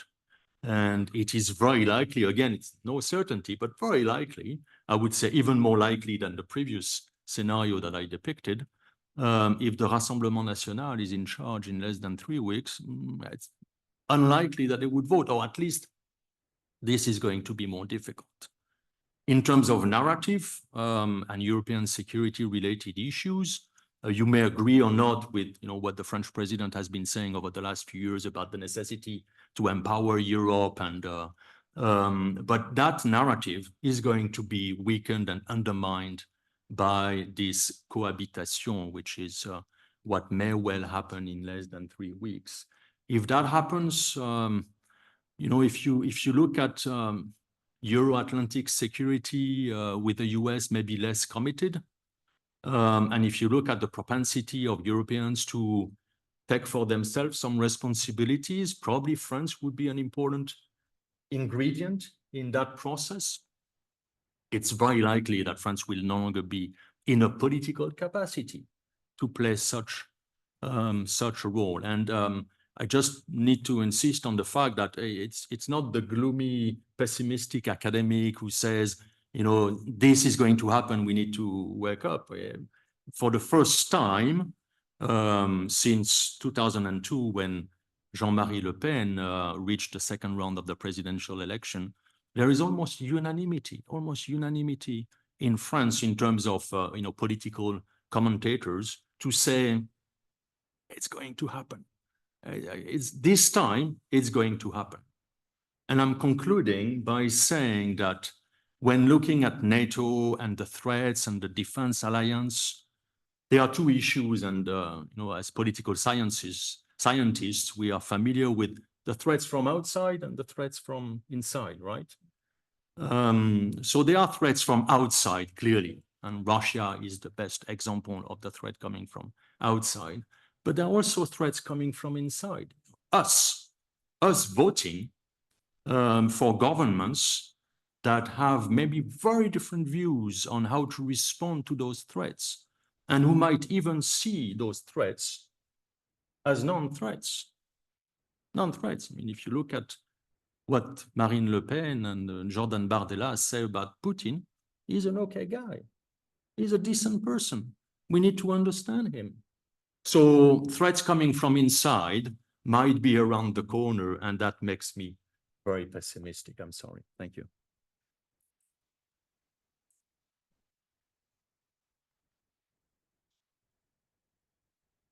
Thank you very much also. And now, last but certainly not least, our next speaker is Dr. Claudia Major, who heads the Security Policy Research Group at the Stiftung Wissenschaft und Politik in Berlin and Germany. She researches, advises, and publishes on security and defense policy issues in Germany, Europe, and the transatlantic context. Claudia Major, thank you very much for being here, and the floor is yours. Thank you. And thanks a lot for the invitation. It's always a pleasure to be in Lisbon. I have to say I'm slightly depressed after Thierry's presentation. I'm not sure I can cheer you up, but it's probably less depressive than the French perspective at the end. It's also a challenge to speak as the last speaker because I have to kind of adapt what has already been said. I will try to do so, and I wanted to make 4 points, which will be slightly shorter than I thought. The first is about getting the mindset right. I agree with Thierry's last point that internal threats are increasing, but I'm afraid that we might not even agree on the kind of long-term structural threat from Russia. So that would be the first point. Second point is short-term implications of Russia's war and long-term challenges for NATO. The third on what do we need to do to keep Ukraine alive. And the fourth, will be very short, was about the US wildcard and elephant. This is where political scientists agree, which I like very much. So the first point, getting the mindset right. In the 2022 Madrid strategic concept, NATO allies agreed that Russia is the most important and direct threat for peace and stability in the Euro-Atlantic area. And theoretically, all allies agree on that. Yet, if we are looking at the defense spending, Thierry just reminded us of that, 18 allies of 32 spend 2%, which is great. It's much more than 2014. But 18 is not 32, as we clearly realized. So it's not enough. And that's also not enough because many allies simply don't agree that Russia is the main threat. And many populations, also in my country, might not recognize the structural long-term threat that Russia is posing to Europe. But as long as we don't recognize that that's a structural and long-term threat, countries will not plan their defense accordingly, and they will not invest accordingly. Germany's defense policy has changed a lot if you compare to what we used to do in 2021. But the long-term trajectory, at least in my opinion, is not that clear. So I think it's important to underline or to explain why Russia is a structural and a long-term threat that is unlikely to go away very quickly. I think if you look at the international scene, the new dividing line internationally is between revisionist powers and status quo powers. That means those who want to change the status quo, like Russia and China, and those who want to keep it, like the European countries and the US. And those who want to change it, like Russia and China, do so with conventional means, with nuclear means, and with non-military means like economic pressure and propaganda. So we have to, as Europeans, as NATO countries, we have to get ready to deal with revisionist powers who want to change the status quo order. If you look at Russia, we need to look at the intentions and at the capabilities Russia has. If we are honest, Russia's intention remain maximalist in nature. With regard to Ukraine, Russia has not stepped back from what it calls denazification, which is a horrible word, which means regime change and abolishing a Ukrainian identity that would be different from the Russian. It doesn't obligatory mean to occupy all territory, but to control the country and turn it into a dependent vassal state of Russia. Russia hasn't changed its idea of demilitarization either. Demilitarization from Russian terms doesn't mean only neutrality, but it actually means to dismantle Ukrainian armed forces and Ukrainian's defense industry in a way that it would be incapable of defending itself. Those two objectives haven't changed if you read the last Russian statements. With regard to the European security order, It's interesting to reread the Russian documents submitted in December 21 and January 22, where Russia outlines how it sees Europe's security order in the future. And it's very clearly that Russia sees a zone of influence that the West should be respect. And the zone of influence are countries like Ukraine and Belarus with limited sovereignty. And then you have a buffer zone of countries like the newer NATO member states, like the Baltic states and Poland, which from a Russian perspective should be neutral. So please reread those Russian documents from December 21 and January 22. It's very clear what Russia has in mind, for example, leaving the Baltic countries without NATO support for the defense. And Russia hasn't changed those intentions. So Russia has the intentions to change Europe's security fundamentally, and it has the capabilities in military terms and economic terms and industrial terms to do so. This is what Russia is doing at the moment. It's getting ready for a long war because Russia is convinced it can outsuffer the West. And it's convinced that it can implement the intentions I just outlined militarily, as it has done in the past in Georgia 2008, in Ukraine 2014, in Syria and in Libya. According to many experts, it would take Russia between 5 or 8 years, once the fighting has stopped in Ukraine, to be ready to fight again. So this is exactly the time frame NATO has to deter Russia, to change Russia's calculus of whether it's worth to attack NATO or any other countries. So the lesson for NATO is, as long as Russia has the intentions, and as long as Russia has the capabilities, militarily, industrial, economically, to reach those intentions, Ukrainian sovereignty will be in danger, and we as NATO will be in danger. And that also means there will be no reliable stability in Europe. The key question is whether Russia thinks it has the opportunity to act. So we usually talk in triangles: intentions, capabilities, and the opportunity. So we have to make sure as NATO that Russia doesn't see any opportunity to attack and that Russia doesn't miscalculate. Where do we stand on that? My second point, the short-term implications of the war on European defense. If we are very honest, the short-term effects are rather ambivalent. NATO has become weaker in terms of capabilities. It has become stronger in terms of political focus and cohesion. Here's where I agree with Thierry. And industrial terms, we have just started to adapt. Politically, there's an overall acceptance and support for the refocus on collective defense and deterrence. So it's much better than it used to be in the past. I said NATO has become weaker in terms of capabilities because European countries decided to support Ukraine out of their active stocks. And European countries have changed very late their logic of supporting Ukraine from active stocks to supporting Ukraine with new productions and supporting a capable defense industry in Ukraine. Take the case of Germany. Germany delivered modern howitzers, rocket launchers, main battle tanks from the active stocks of the Bundeswehr. But those stocks or these gaps haven't been filled yet because it just takes a lot of time to fill those holes. So that means that the support for Ukraine, if it has been taken from the active stocks like in Germany, or in Poland, has created additional gaps in our capacity to act. Because we still had the old shortfalls, now we have the new shortfalls due to Ukraine, and we have new ambitions. The German Chancellor said that Germany wants to have the strongest conventional armed forces in Europe. And there are new NATO ambitions, like the new force model. So we want to do far more. We still have the old gaps, and we have created additional gaps by supporting Ukraine from the active stocks. So in the mid-term perspective, European defense has been weakened. In the long-term perspective, it will be much stronger once we fulfill all the new ambitions, like in the new force model. But that's a long-term perspective. It also takes so long to fill the gaps because we have realized that the European defense technological and industrial base was and still is ill-equipped to deal with the consequences of a large-scale, high-intensity conflict. Because we Europeans have to totally change our procurement policies, our production, and our technological trends.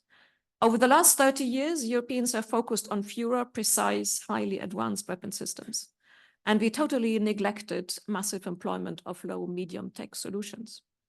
So we gave up redundant production sites, we divested from low profitable, low demand segments like artillery shells, and we focused on high-end, high-tech products. And now we have to relearn the old logic. We have to ramp up production, we have to create new production sites, and we have to produce mass. And this rethinking needs time. And particularly, we have to relearn that industry is an element of deterrence. So having an industry that is capable of scaling up quickly production is a key element of deterring Russia, and we haven't invested and we haven't thought about it enough. Third point, keeping Ukraine alive. What role for NATO? Thierry already explained what is in the summit basket for Ukraine, so I don't have to repeat that. But if we are very honest, we know it's not enough. It's a lot. It's more than I ever thought Western countries would do, particularly with regard to my country. But if you think about potential trajectories of the Russian war against Ukraine in a very simplified manner, I know it's more complicated, we can potentially think about 3 trajectories if you consider the Russian side as stable. The first simplified trajectory is increased Western support. That's the road to victory. If Ukraine would get the military, political, and financial support it needs on a long-term sustainable perspective. I would love to see that scenario. I think it's in Europe's interest. But in the moment, I don't see any empirical evidence for that. Yes, industrial capacity is increasing. Production is ramping up. Rheinmetall is almost doubling its artillery shell production. Ukraine is increasing its own production. But in many areas, it takes too long and it doesn't cover all things like the famous air defense. Second trajectory, continued support at the current level, which is great, but it only leaves Ukraine the choice between war of attrition and slow but steady Russian advance.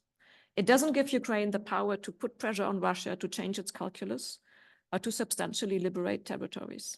This is what we are currently seeing. Third trajectory is diminished support compared to current levels. It increases the chances for Russia to conquer more territory if Ukraine is not able to stop it due to a lack of equipment, personnel, and fortifications. It might lead to a very long war, potential Ukrainian defeat, and Russian imposed ceasefire or capitulation.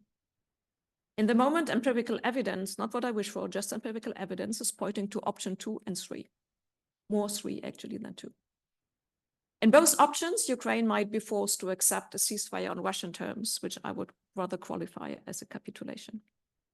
If Ukraine and Russia were to accept such a ceasefire, at some point, fighting will stop. Europeans need to secure that kind of ceasefire because I tend to think, as we potentially all agree, NATO membership is not there to be very soon.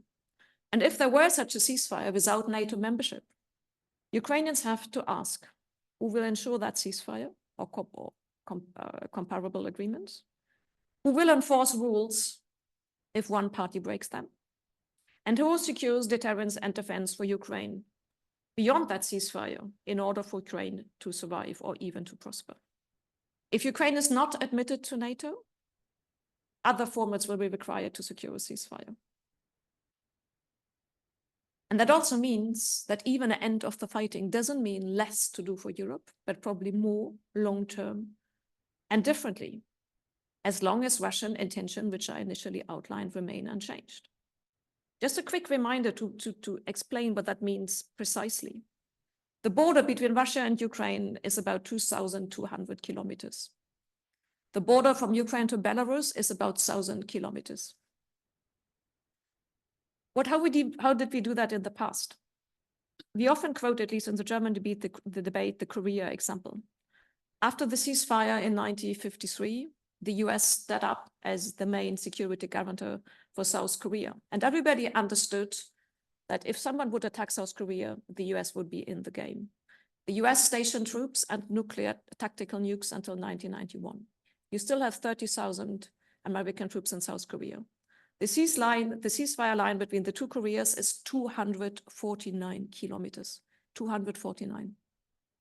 Russia, Ukraine, Belarus is about 3,000. In Vietnam, after the 1973 peace accords, the US withdrew all its troops. 2 years later, North Vietnam resumed the invasion and they finished the conquest of South Vietnam because they had maintained their ambitions, they had the capabilities, they waited for the opportunity, and there was no secure peace. agreement. So the task for Europeans, if they want to secure a ceasefire as long as Russian intentions are high and are still there, is quite a big thing to do.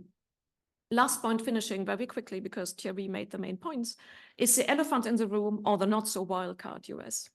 All those things I just mentioned will be even more difficult if we would have Trump in the White House. The US has 3 roles in NATO: its political leadership, creating cohesion, launching initiatives, guidance, directions, but simply keeping the House together. The second role is conventional capabilities, from mass to key enablers, ISR, long-range weapons, air-to-air refueling, you know all that. And the third is nuclear deterrence. We have 3 pillars of nuclear deterrence in NATO: US strategic weapons, nuclear sharing, and the independent contributions of the UK and France. If out of the three pillars you take 2 off, US strategic weapons and nuclear sharing, you have 1 left. And you know the House is not longer stable. Independently of who is elected in the US, Europeans need to do more, because the US posture in Europe will recede anyway. The question is only whether that happens gradually in a friendly way with Biden, or suddenly in an unelegant, brutal way with Trump. So maybe ironically, to be a bit more positive, Trump might make European defense advance because it forces Europeans to think more seriously about to defend their own continent. For me, the most important question is to rethink the reaction to Trump, to not think about European defense as how to react to Trump, how to fill the gaps, and what do we need to do, but rather to ask, what does it take for us to defend Europe on our own? So overcoming the reactive mode and go in a more proactive mode. We don't really know what's going to happen with Trump. As an American colleague told me, there's no method to madness. We simply don't know. We have an idea from the first Trump presidency, but we don't know. But I think the mindset change to take it up as an own responsibility rather than reacting to Trump is very important. Thank you.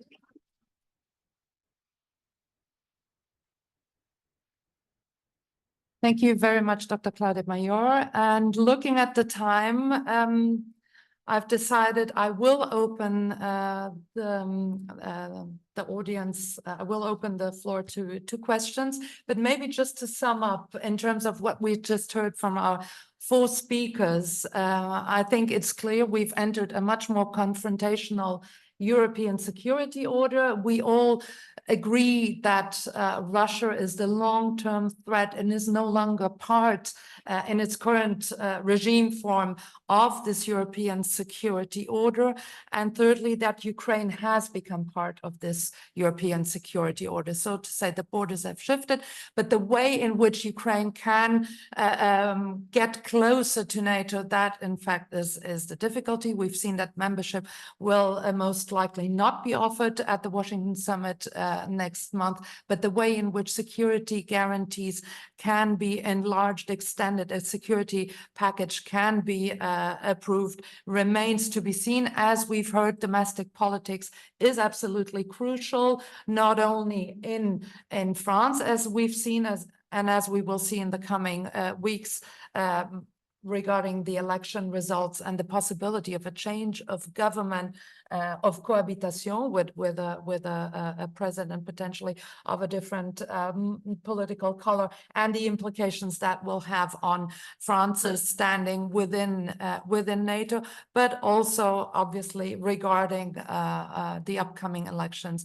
in the United States. Another, or maybe the biggest elephant in the room, and the possibility to what extent that might have a negative impact on the cohesion of the alliance, or maybe, as was just said, maybe even serve as an impulsionating element towards the Europeans doing more. And basically, I think this is what we can all agree here at this panel, and also with Richard Holzapfel, is that the lesson, one of the lessons certainly, we know this, but we have to repeat saying it, the Europeans need need to do more. 2/3 now spending 2%. That's only the bottom. That's not the ceiling of what NATO aims to spend in terms of GDP for defense and for the support of Ukraine also. But the question here would be, how long can we think that we can deliver? And maybe regarding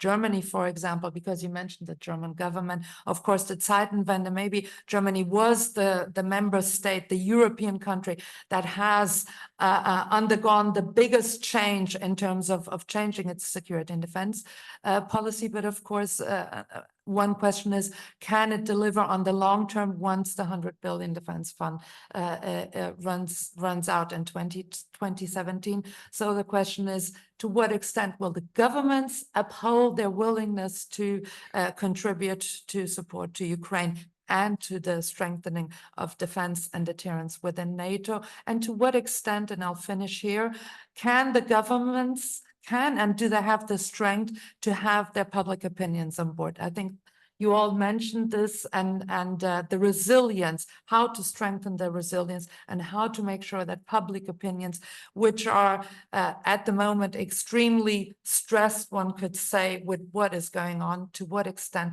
can they be kept on board? These are just general observations, which you can take on once we start with the Q&A, which I will do now. Please, in your question, state your name and be as concise and as direct with your question as possible. Who would like to go first? Maybe Professor Isabel Nunes, please.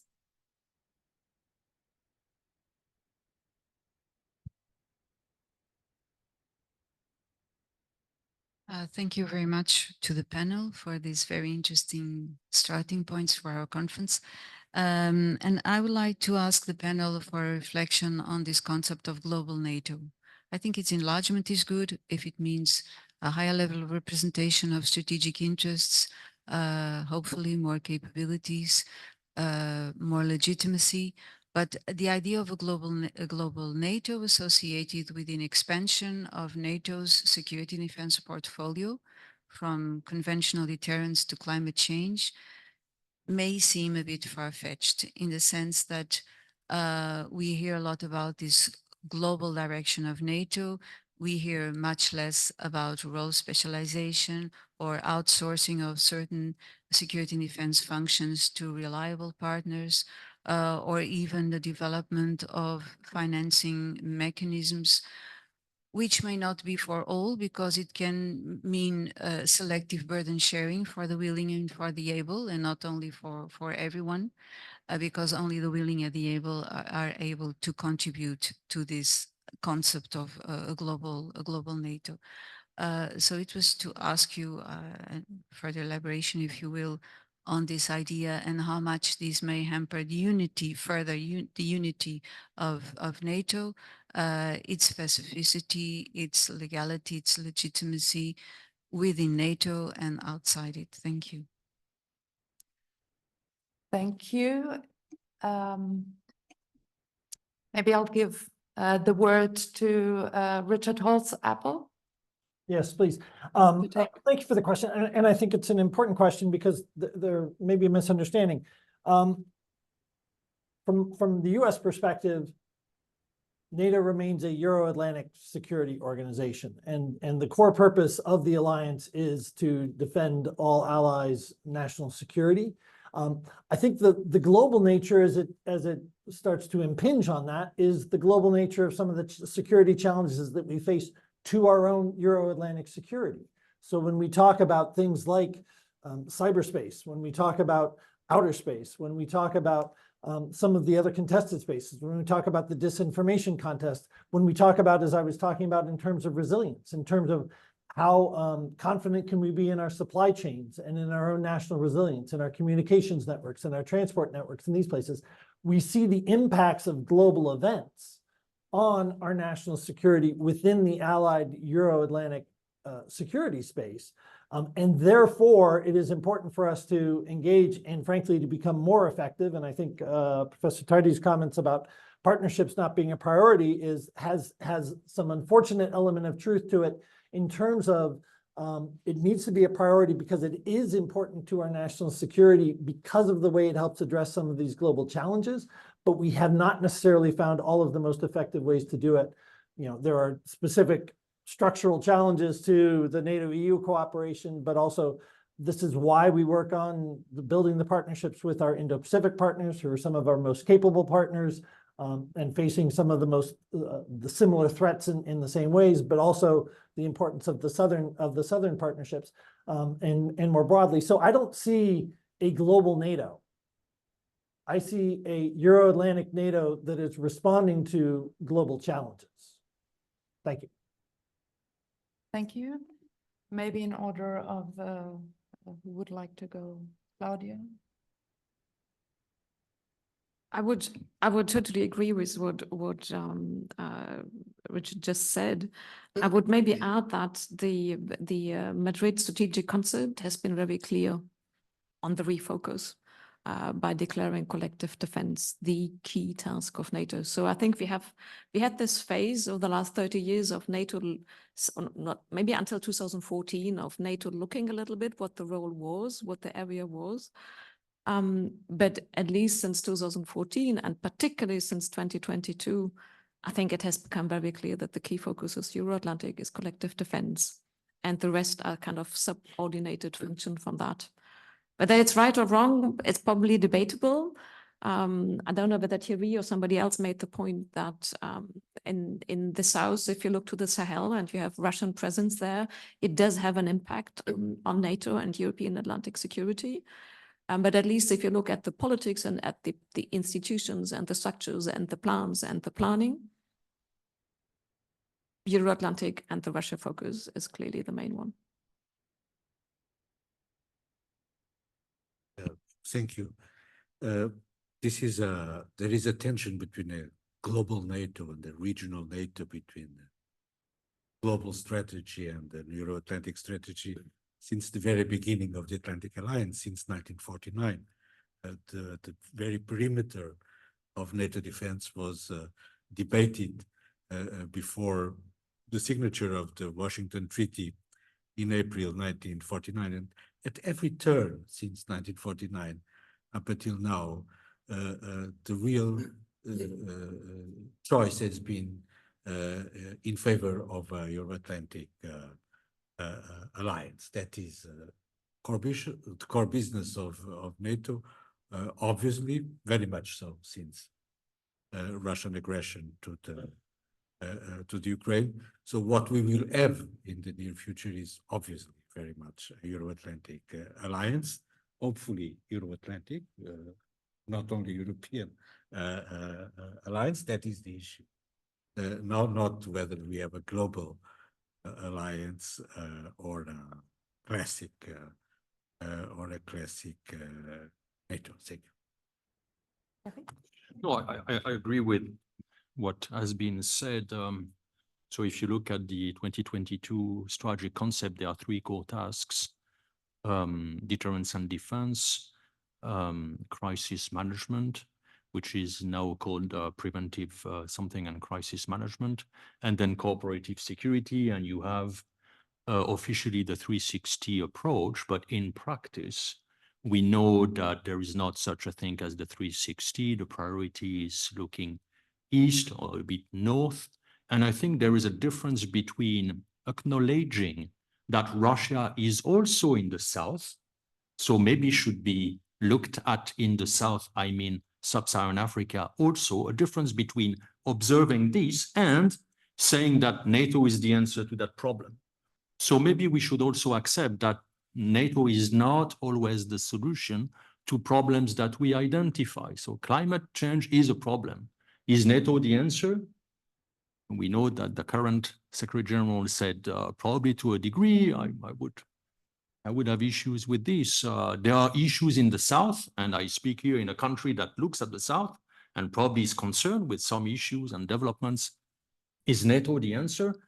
I'm not sure. So you may know that there is a report that was released recently following the Vilnius summit on NATO towards the South, The recommendations I don't think they are very ambitious. I doubt that that will lead anywhere. The narrative about collective defense looking east is so strong. That conversation 5 years ago was very different. But today it is sufficiently difficult to get the cohesion, the capabilities, the intent to tackle Russia. So maybe unfortunately other threats or challenges will be secondary. I would say the same, and I know it's a bit controversial, but on the issue of resilience, I don't think that resilience is something for NATO, it's something for the EU, it's something for states, it's something for private actors. NATO, I'm less sure, and I would make the same argument about some kind of rapprochement or cooperation or alliance with the so-called IP4. We need to talk to them. We have maybe similar challenges, threats, and we are like-minded, as we say. So Australia, New Zealand, Japan, Korea. So it is justified that we would do things, we would share information, we would do maybe exercises. But beyond this, I'm not sure. NATO is a Euro-Atlantic alliance, and probably because of the nature of the threat, which is mainly Russia, it should remain so, which is another way to say global NATO. I'm not sure. Thank you. So looking, I think we still have time for one more question, if I don't see any other. The gentleman in the middle row, please. It's okay.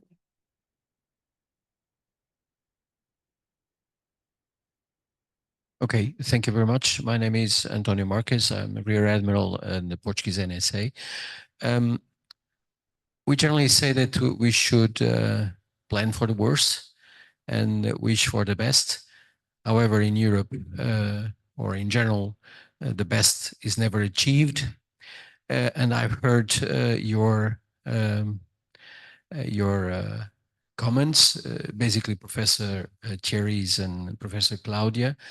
And my thought is that if we don't cope with the challenges inside Europe, and we didn't talk about the forthcoming elections in UK, which is a very important NATO ally, we may open the door to Putin's strategic goal, which is to weaken European Union and do just what he wants to do in this part of the continent.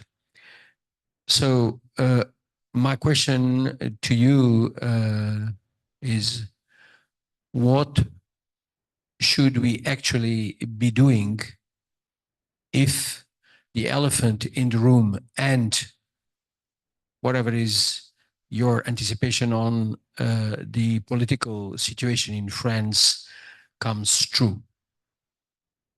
What should we do? Should we tackle the threats on our own? What should we do? I think I know that it's a very difficult question, but this is the key. And I think that NATO, being a military and diplomatic alliance, has not all the tools it needs to strike in the heart of the opponent. And probably the heart of the opponent is not the military part, it's where its funds are coming from. And I'd like to hear your thoughts on this. Thank you. Thank you. So we have a question addressed to two speakers, and one last question, please, over there in the back. Thank you, over there.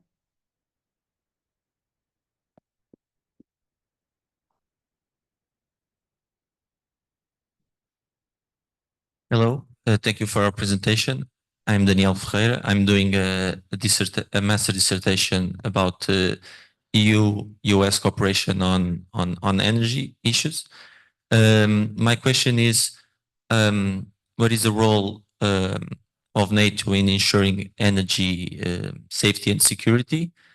And also more broadly, what are your thoughts on the importance of energy cooperation between the US and NATO allies in Europe in ensuring security overall and safety, especially since this invasion affected the energy system a lot. Thank you. Thank you. I'll give the floor to Thierry, then to Claudia, Carlos, and Richard. I'm not sure I have an answer to the question about what shall we do. There is a kind of immediate context, which is the coming weeks, and there is nothing that one can do. If the extreme right comes to power in France, I think it needs to be said, it is because more than 50% of the population will have voted for that. So it's not just something that happens. It means that there is probably a population that is willing that. So foreign affairs are probably not the most prominent in the internal debate, as it is the case in the US. It's more domestic issues that prevail. But now it's probably too late, and this is the narrative that we hear in France now. It's too late, and if not in 3 weeks. Then in 3 years, when Macron steps down in 2027, that will happen. So if you're asking me as an humble academic, well, I can try and talk with my students and write papers that not many people read anyway, to say that to guarantee the security and the defense and the safety of 1 billion citizens, if you look at NATO, and 450 million, if you look at the EU, you need security institutions that are strong.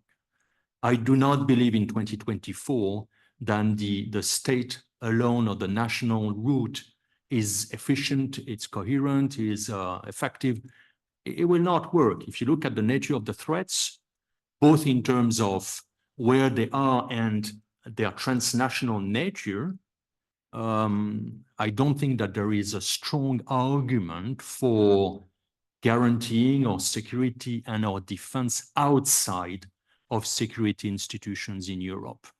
So we need to be more convincing and compelling in making that argument towards populations that are so far from those issues that I'm not sure it will percolate.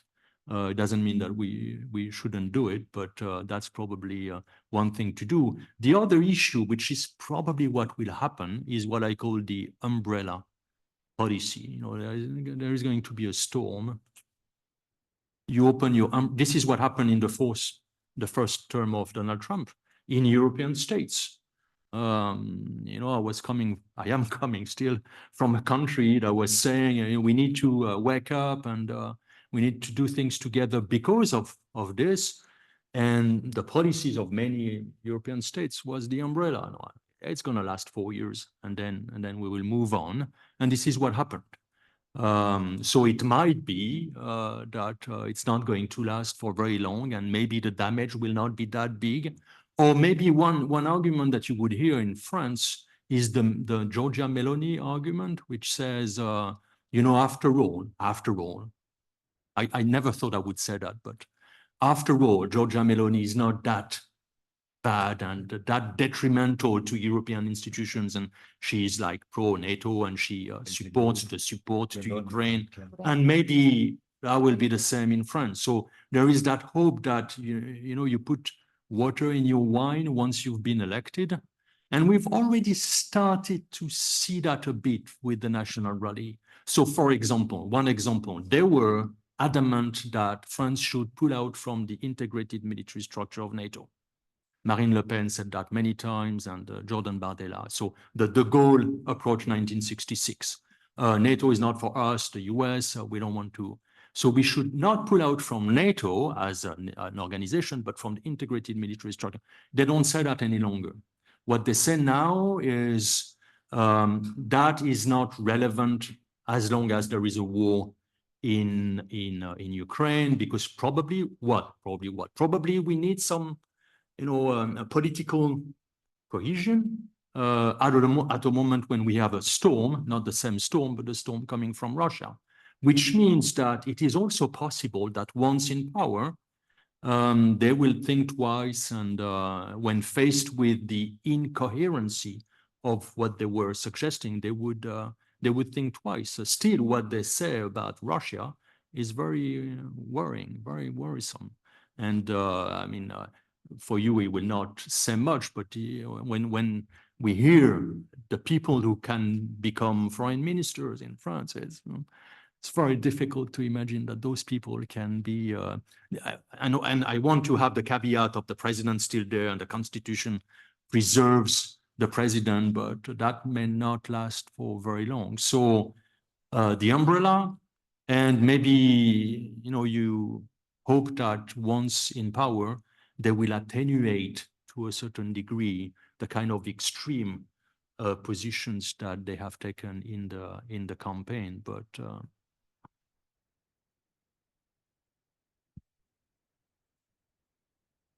so what to do if all things go wrong and we have Trump and Le Pen, to translate your question? I think we can be pretty confident with regard to the UK, because in terms of NATO secure defense policy, Ukraine, Labour is probably going to be like the Tories and better organized. I think 2 points on Trump, France. I mean, France, Thierry has perfectly explained.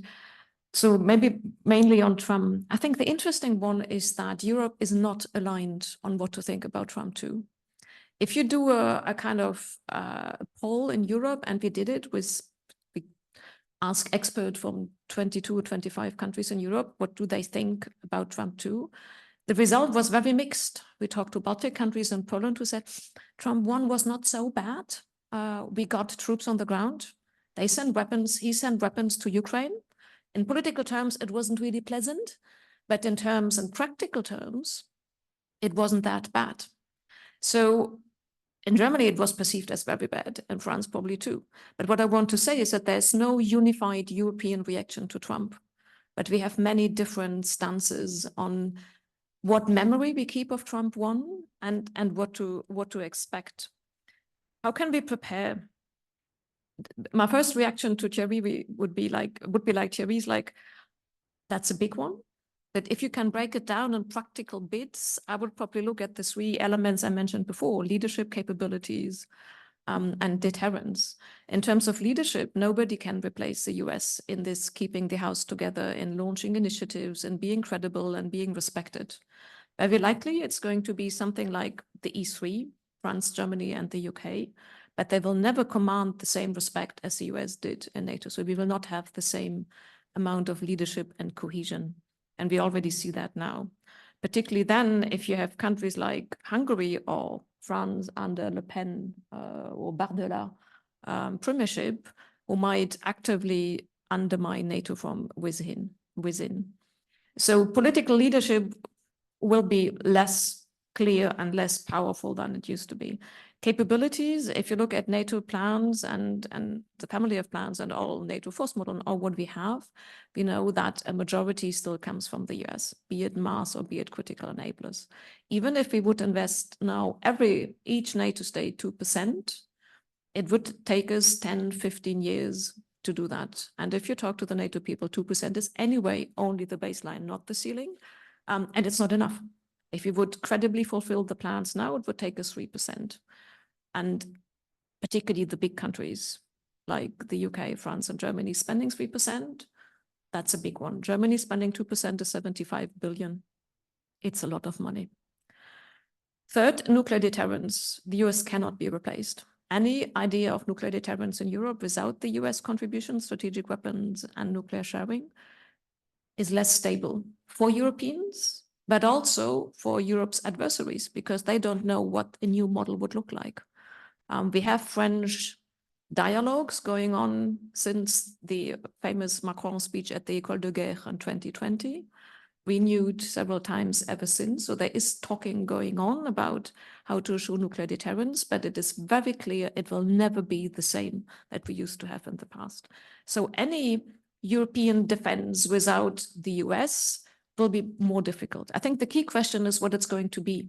And I don't think, honestly, that the US is going to withdraw from NATO. I don't think so at all. I think the more challenging model ahead, or the most likely model, is what some Americans call dormant NATO.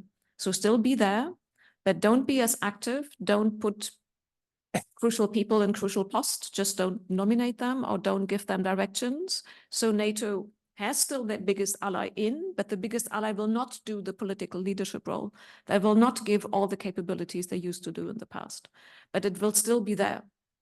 For my opinion, there's no incentive for the US to question its role on nuclear deterrence. It's not worth it because it's a wonderful instrument to control Europeans.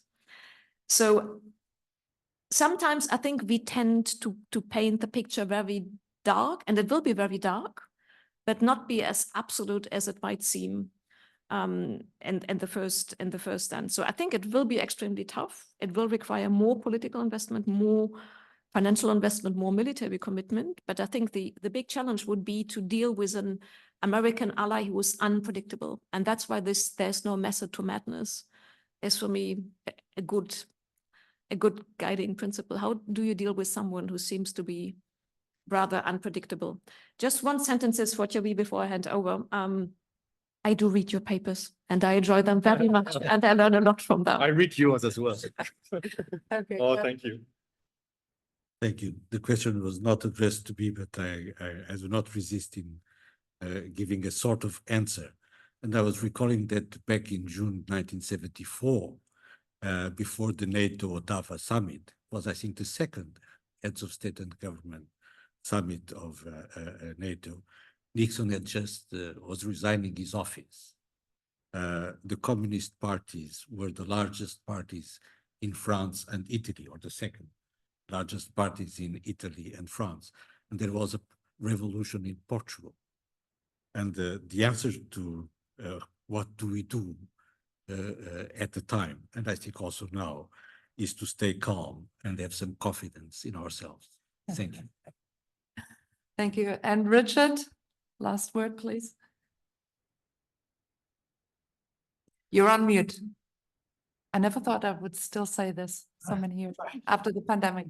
Struggling with my finger to get on the right button, but thank you. Just quickly on the second question about the security of energy networks, I would just point out it certainly is, there is a role, but these types of things tend to be national responsibilities among the allies. What NATO does, I mean, consistent with the concept of defending every inch of NATO territory, we will defend energy networks as well. But we should also be, and this is why I spent some time talking about the need to promote resilience, share best practices, share intelligence. Certainly securing our energy networks and energy security in that way is important. It is a little different. I take just a small exception to what Thierry was saying in terms of climate change and NATO. We're not, I mean, I don't, even Secretary General Stoltenberg is not necessarily talking about NATO is going to solve climate change. NATO's aspiration is to be a leading organization in terms of the security impacts of climate change and what sorts of responses we do in our military and defense networks on that regard. More broadly, and as a final word, just on what Europe can do, I would go back to what Patricia said in recapping the original panel interventions in terms of basically more. And I take Claudia's point about how it will take time.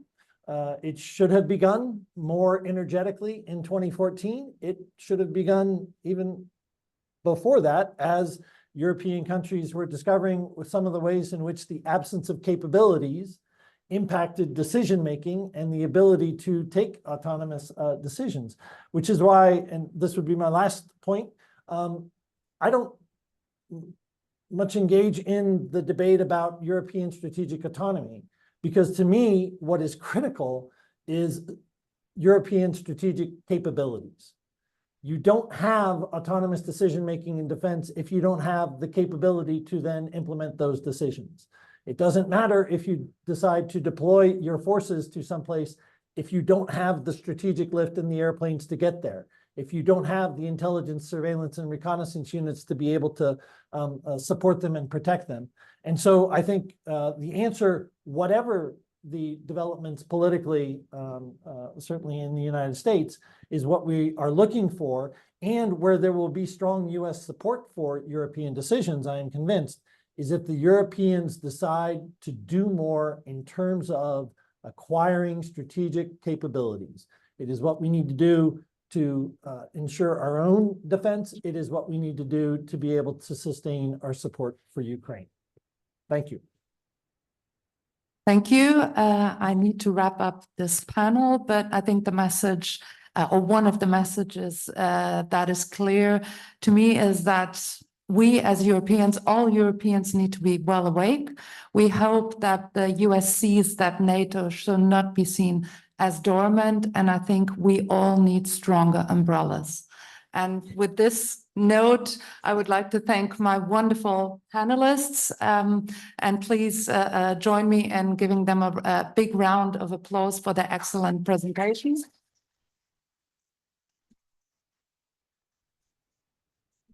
And we now invite you for a very short 10-minute break for coffee here in the auditorium. And we will resume at 11:42.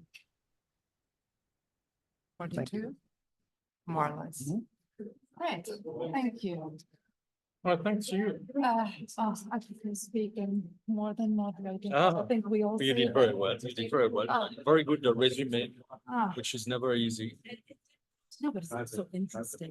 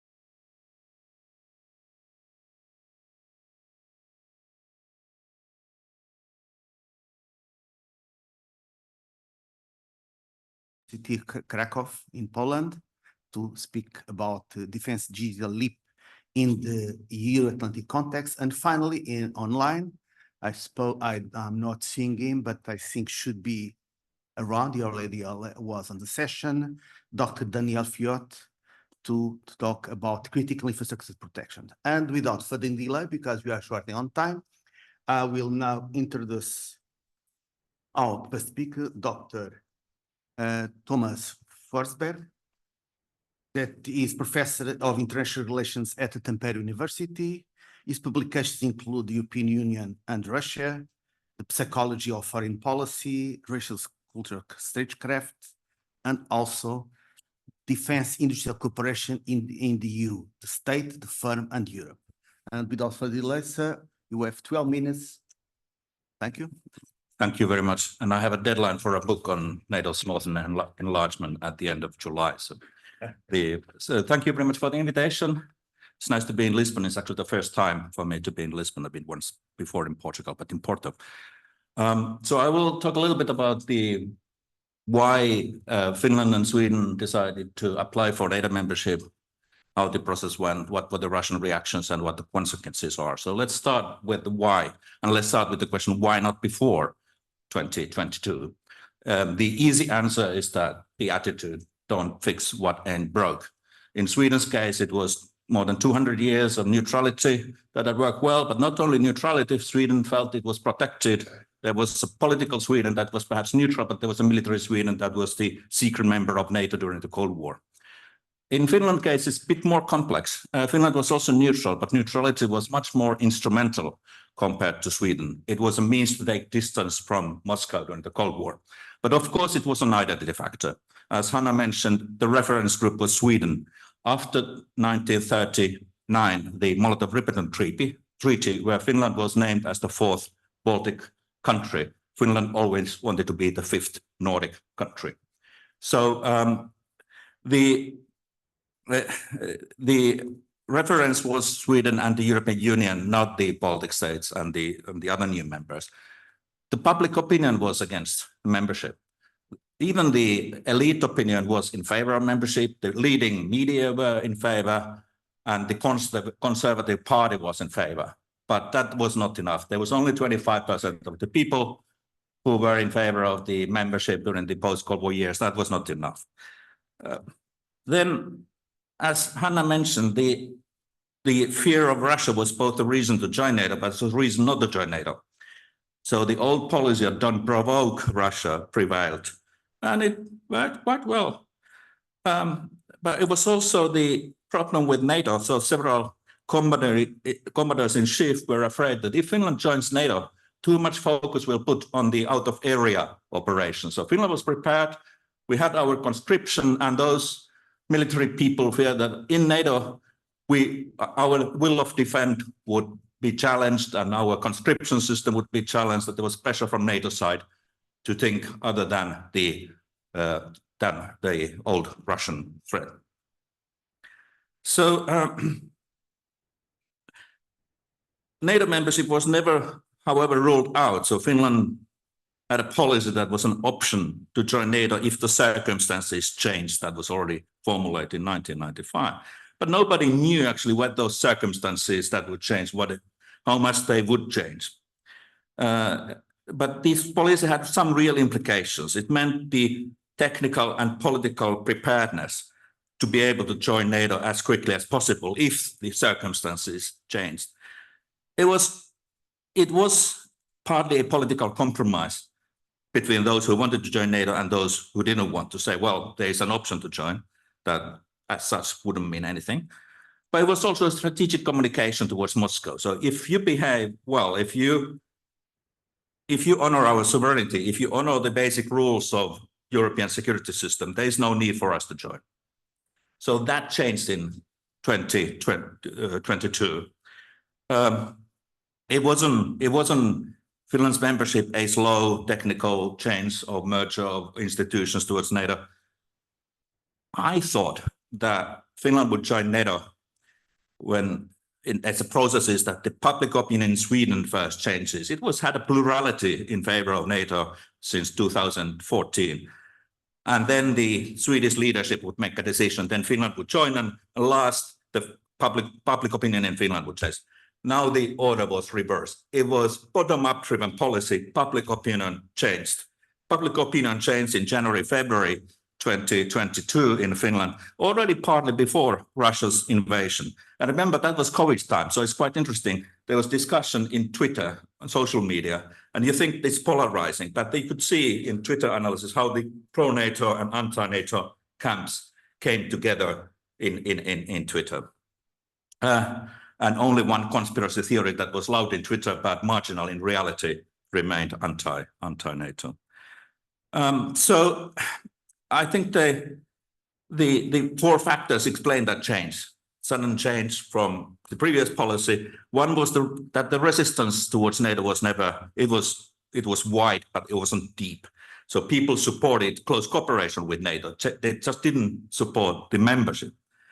Then was the Russian demands on NATO stopping its open door policy. That would have, or that practically meant the end of the Finnish option to join NATO when the circumstances changed. I think that was, some people think that that was even a more important trigger than the invasion in itself, because public opinion mainly changed already before the invasion. But we may discuss that. But then was, of course, the invasion itself, the unprovoked and large-scale war against Ukraine. And there's a question of collective memory of 1939 Russian invasion of Finland. If we have time, a small anecdote, perhaps. My father was born, just became 85 years old, was born summer 39 in a small village near the Russian border that was then part of Finland. And then they were evacuated. His father died in the war. And I met him in February after the Russian invasion, and he was very emotional. He said that all the time we have tried to let bygones, think that bygones are bygones and aim at reconciliation with Russia. And then they do this. So that was the collective memory. It wasn't just my father's generation, but it was more the, if there's a collective memory trauma, it was the Winter War that then was the emotional push to make the decision, the rational decision, in my view, to apply for NATO membership. And finally, there's a strong tradition on national consensus, especially in Finland. Without that idea of national unity, you can't explain the parliamentary vote, 188 for and 8 against NATO membership. The access process in itself was quite smooth, fast track, but of course the delay of ratification by Turkey and Hungary. Everybody's happy now that Finland and Sweden are full members in NATO, but left some traces. What are the Russian reactions? I think that they were first muted. They didn't calculate. They didn't reckon with that Finland and Sweden would suddenly apply for NATO membership. So they first said that this is not a problem if they become members, but NATO infrastructure on Finland's soil would be a problem. They started the information campaign discrediting Finland and Sweden. Outside of Finland's embassy in Moscow, there's an exhibition of Finnish Russophobia. The ambassador of Finland said that we don't care. So they just wait. The main purpose is to get to react negatively to that. But if you don't react, let it be, nothing happens. They also started various hybrid operations. The instrumentalized migrant flows to Finnish border, the main gas pipeline connection between Finland and Estonia was cut by a Chinese chip, so the attribution is difficult. All that happens, airspace violations. The president of Finland last week, we had discussions, said that new president said, now when I have all the information, I'm more confident than before that we are resilient if this hybrid, all kinds of different hybrid operations continue. And of course, then Russia also announced the Defense Minister Shoigu that they will restructure their military bases near the Finnish border. But these are all plans so far. Of course, when the focus in Ukraine, the military bases near the Finnish border they are less soldiers than before the war. Okay, what will change? So the first change is, of course, the 1,300 kilometers of border, new border with that NATO and Russia are sharing. But Finland and Sweden will also bring several assets to the alliance. Finland's large reservist force and land components, artillery, Sweden's submarines, both have significant air forces. They are technically advanced and can contribute to cybersecurity. All that, those have been named already. But perhaps the most important thing is still geostrategy, namely the defensive depth that Finland and Sweden will bring north, both for the Baltic states, but also for northern Norway. That will change. It's much easier for NATO to defend these areas with Finland and Sweden being full members. Finland and Sweden will also bring political support. They will be loyal allies. If you look at now the public opinion polls, support for NATO is higher in Finland and Sweden than in most other old NATO members. So that is a fundamental, a big change. They are also transatlanticists to a large degree, although maybe with Greece and France, they were 20 years ago, they were a significant anti-American movement during the Iraq War. But let's say they are transatlanticists. Will there be a new mentality? Speaking here in the South, the question is that do we really understand the importance of the southern flank of NATO? I would say that yes, to some degree. Of course, geography matters. Of course, we see NATO through the Eastern prism. But I would say that there is a new mentality, and the mentality geographically changed already when we joined the European Union. Then the Mediterranean dimension became part of the geopolitical picture that we have where Finland is located. So that is not such a big change. But of course, it will require some mentally changes that then people enter the organization and the ways of thinking when, even if you have been a partner, close partner for decades. So last, I think there will be some more stronger Nordic cooperation within NATO without, however, building blocks within the alliance, but that it's significantly will ease the Nordic defense cooperation called NORDEFCO. But there will be also in Finland's case, the frontline cooperation with the Baltic states, Poland and others who are facing Russia with Nordic countries involved. So the last question was that we got the news that Finland was interested, and that tells a little bit of the Nordic dimension, was the new command structure of Finland. There was a strong priority or priority for Finland to be part of Norfolk rather than Brunsum, and that was settled some time ago. So both Finland and Sweden prioritized Norfolk and then belong to under the same command. Thank you.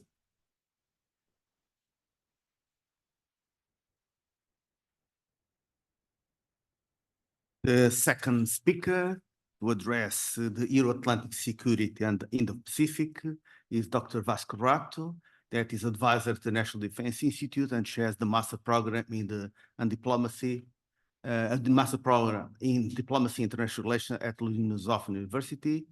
And between 2014 and 2019, he was the president of the American Foundation for Development. So the floor is yours over the last 12 minutes. Thank you. I'll try to use my 12 minutes to be very telegraphic with a number of considerations I'd like to make. But first of all, I'd like to apologize for not having been here this morning.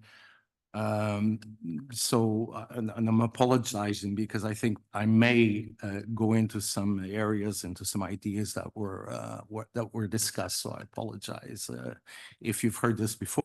But I'd like to start by saying that if doubts remain as to the importance of the Indo-Pacific, I think the Ukrainian war has dispelled them. This means that I don't think it's possible any longer to separate, to isolate Pacific and Atlantic security. And so what I'm going to do is give you some reasons I think this is so from a structural level, and then 4 or 5 points about how the Ukrainian war has changed geopolitics in the Indo-Pacific. The first observation I'd like to make is probably a little controversial. And it's this idea that you've all heard before, that we're in the Cold War. I know every time that somebody says that we're in the Cold War, somebody else will reply, well, it's very different and so forth. Yes, of course it is very different than the first Cold War. Just as the First World War and the Second World War were very different from each other, they had enough in common so we can characterize them as world wars. So the first point is we're in this Cold War. Why do I think we're in the Cold War, and why is this important? There are 4 or 5 reasons that I'd like to refer. The first is that increasingly there is in fact ideological competition between 2 models. And the first is obviously the Western and open rules-based international liberal order. And the second is Chinese. China does have an alternative model. So just like the first Cold War, you have universal, not just local, not just continental, but universal ideological competition. And this is very clear, I think, from the Chinese point of view, even more clear from the than from the Western point of view. I mean, the Chinese are very clear about this. The second idea is that at the same time you have increasing ideological competition, you have an internationalization of military competition. China is breaking out from the South Sea and from the neighborhood, and increasingly is looking to enlarge and extend its footprint internationally. We see this reportedly. China now has a base in Cambodia. It's actively seeking bases in a number of other countries. Sri Lanka, Eastern Africa, and Tanzania, Kenya has been talked about, also in West Africa, and the Gulf of Guinea specifically. So military competition, just like in the first Cold War, is internationalizing, and this is very important. I'll get back to this in a second. The third element is technological / economic competition. Here is where most people say, well, you didn't have technological competition in the first Cold War. Yes, you did. That competition was quite intense until the 1960s, when the American space program, in essence, put an end to that technological competition. So we think of the Soviet Union as non-competitive in technological terms. This is true in the latter days, in the latter Soviet experience. It certainly is not true. I mean, I think most people don't forget that Khrushchev used to say, "We will bury you." When he said that, he wasn't talking about military competition. He was actually talking about economic competition and technological competition. So that dimension was present in the first Cold War. We just tend to ignore it because it occurred in the first half of the Cold War. At the same time, trade has been securitized. We see this in the collapse, the effective collapse of the World Trade Organization, and we see this in the language, increasingly in the language of economic nationalism, protectionism, friendshoring, all that sort of thing. These conceptions are very different from the kind of language we used in the last 30 years or so when we talked about responsible stakeholders and things like this. That reality is, I think, gone. You can see it quite clearly. You've always seen that, I think, in the practice, Chinese economic practice, but you can see it quite clearly in things like the national security document that came out from the White House 2 years ago. The fourth point I'd like to make is regarding the Russian-Chinese strategic convergence. Probably most clearly articulated in the declaration, the joint declaration of February 22.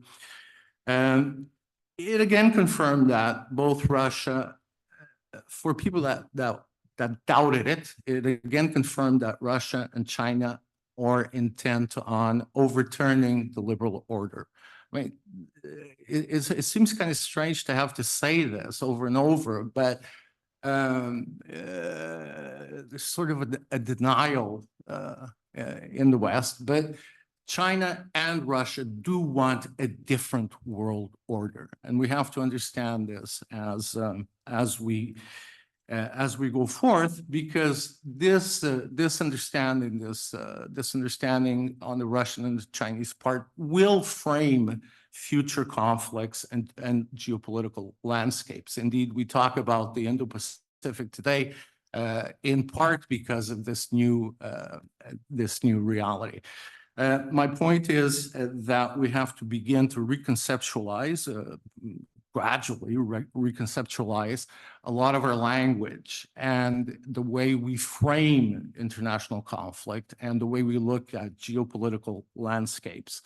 The last point very quickly is that what is happening today is undermining multilateralism. You see it not only in the creation of alternative parallel international organizations like the Asian Development Bank, the Shanghai Cooperation Organization, but you also see it in the fashion in which China, specifically China, uses existing organizations. It literally takes them over and develops a new agenda. You see this, for example, in the World Health Organization. Now, this is the first part of my 6 minutes, I think.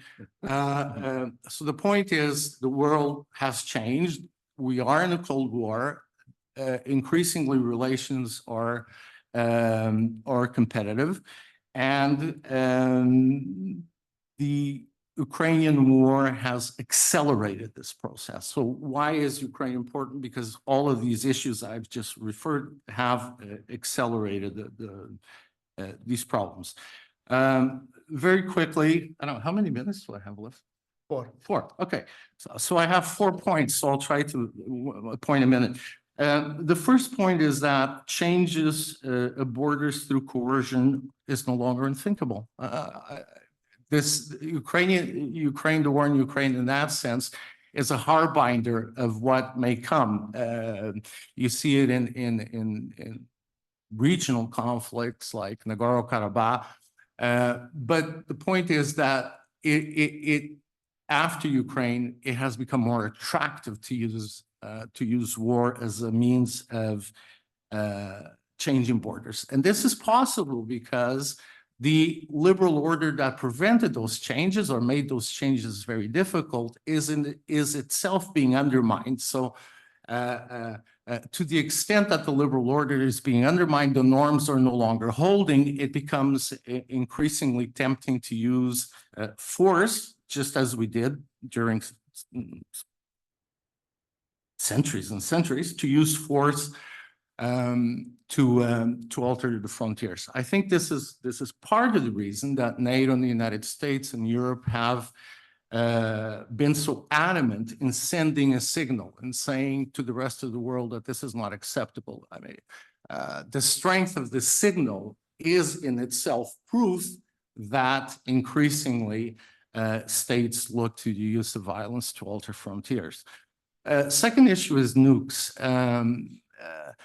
Putin has been incredibly successful at using the nuclear threat to deter adversaries.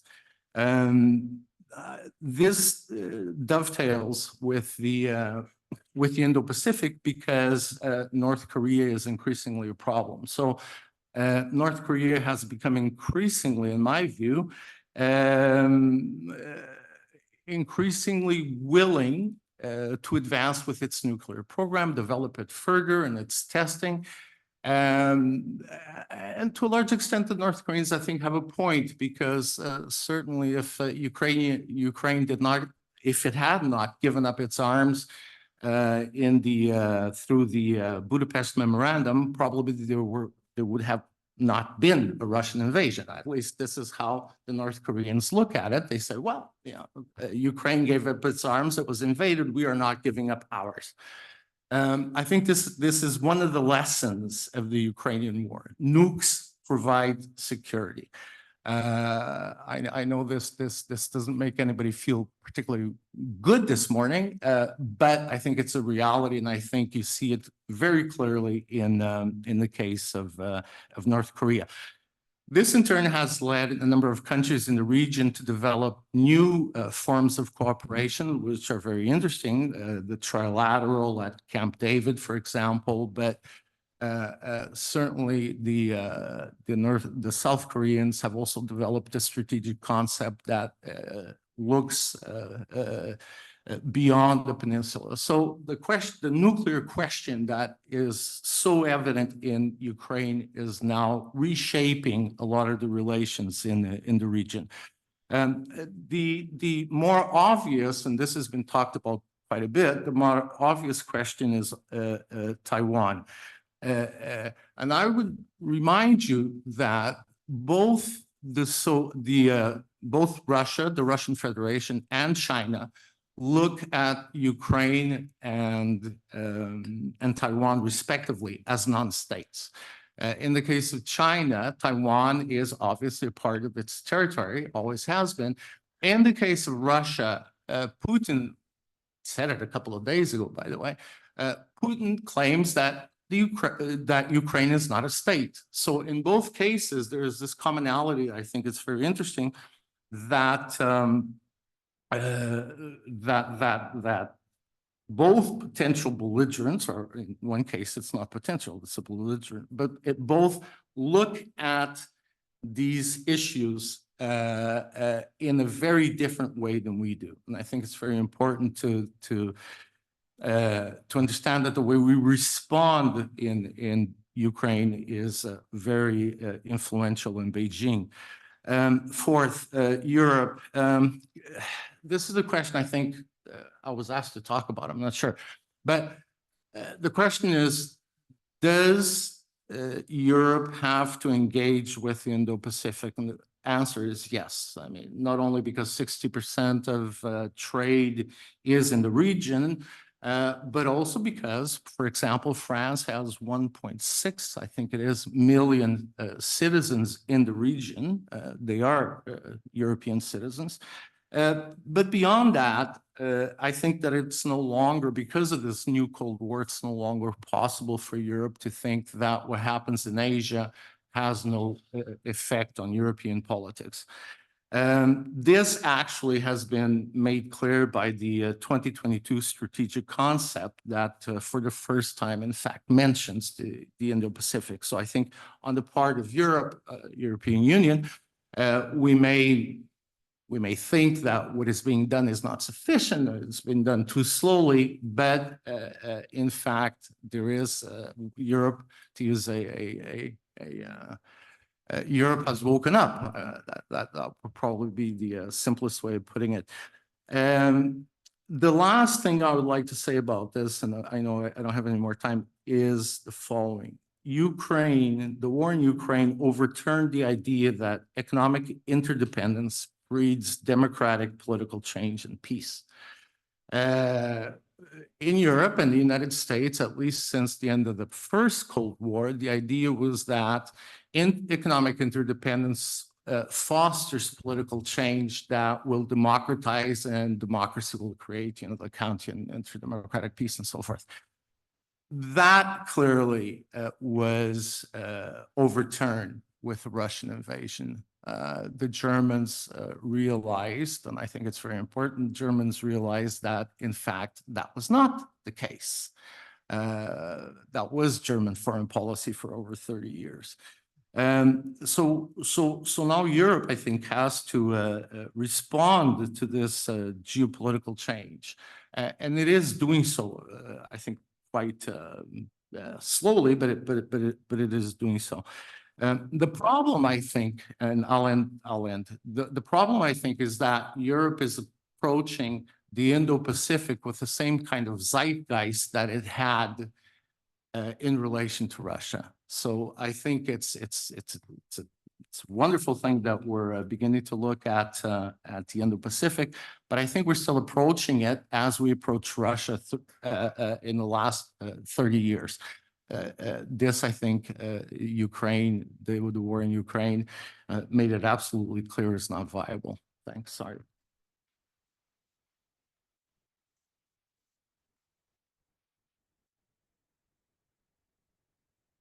The next speaker, Dr. Artur Gursak, is Professor of Social Sciences and Chair of National Security at the Faculty of International Political Studies at the University of Krakow. He recently co-edited with Sebastian Kampf the Handbook of the Future of Warfare. The floor is yours. Thank you.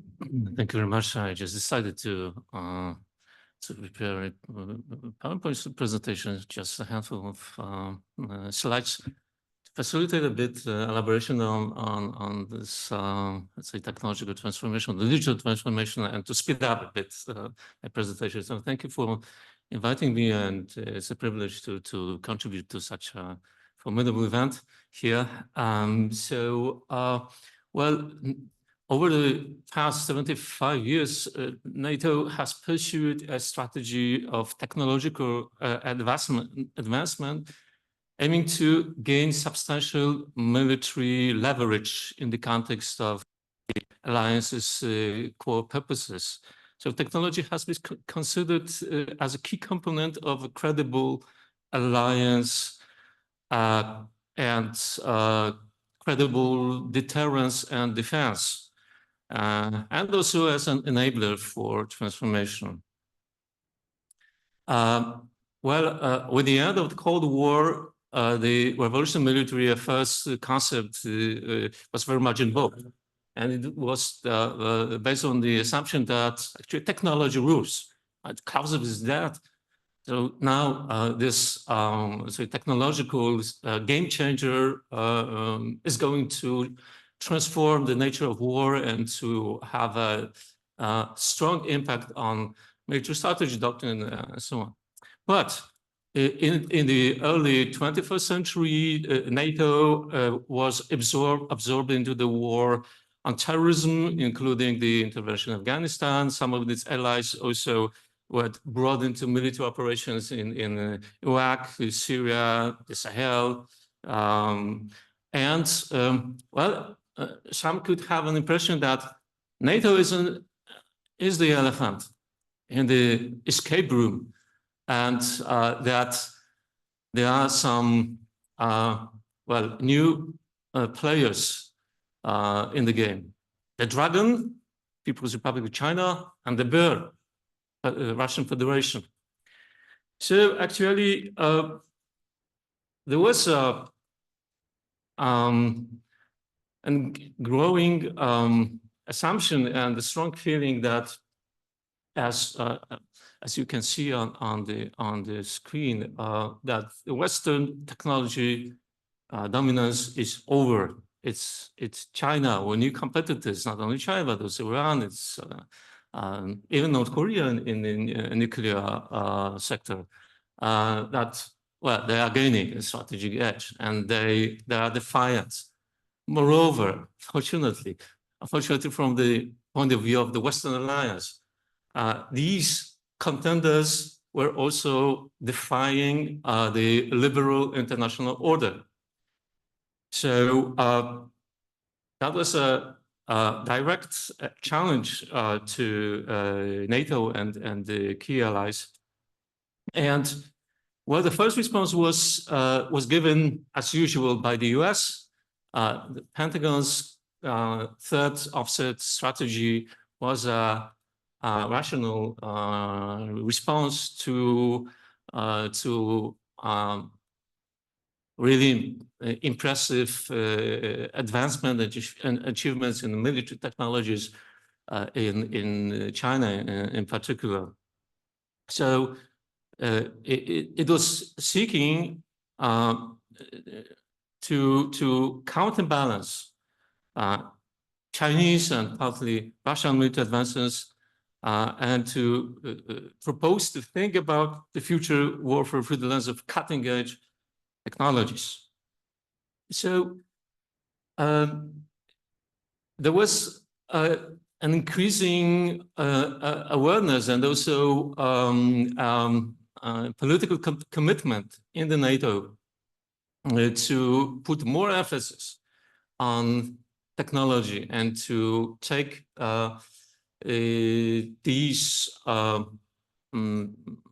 projects, or sometimes being a bit science fiction propositions and some concepts seriously, given that it was not a sheerly novel approach. You know, that cybernetic revolution of the 1950s, 60s, and then development of computers and ICT technology, etc.,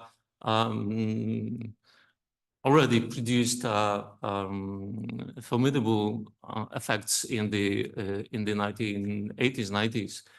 So it was a bit delayed when it comes to NATO's official policy, but again, better late than never. So the concept of digital transformation was put forward, and it generally was intended to strengthen NATO multi-domain operations.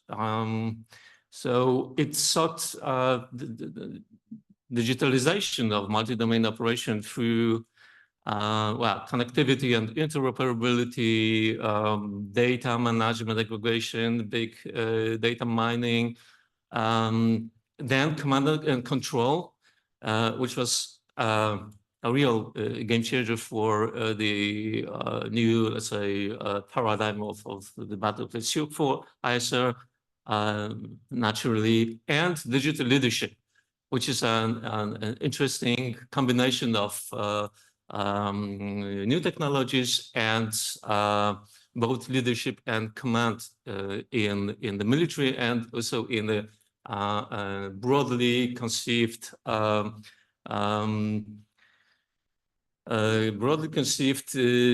operational space. So these keywords were subject to some declarations and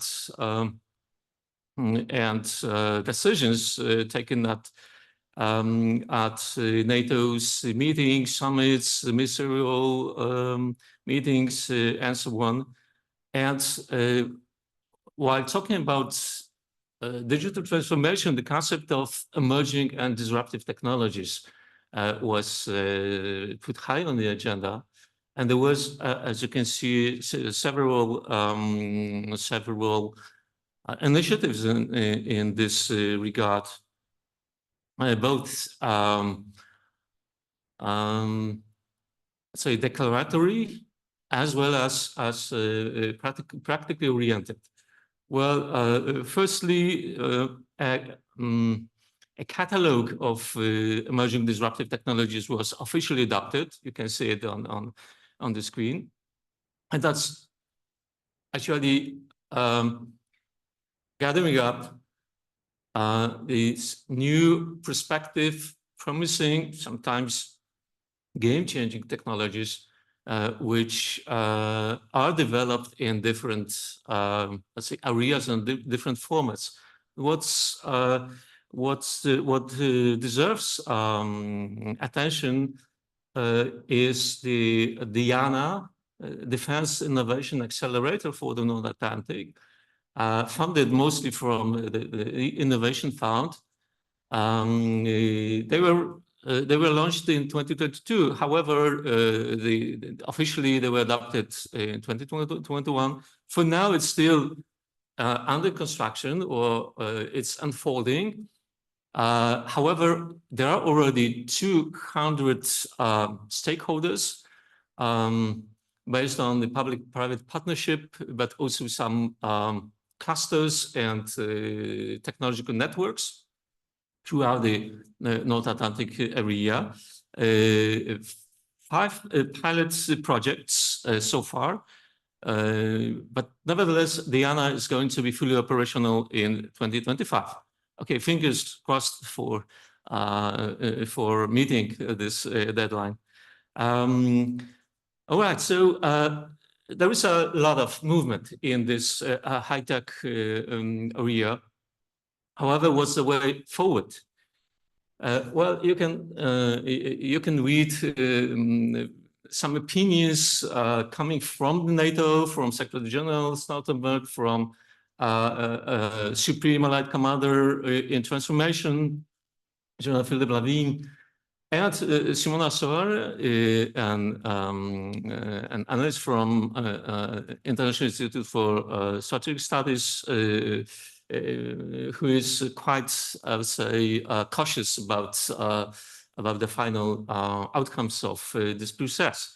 And I'd like to wrap up or to conclude with some observations, which are a kind of bittersweet assessment. Not very pessimistic, but not so optimistic. Okay, some propositions and some concepts are auguring pretty well. However, there is the first obstacle on the way towards, let's say, digital leap or this deep tech in NATO. Well, the logic of digital deep. So the say the direct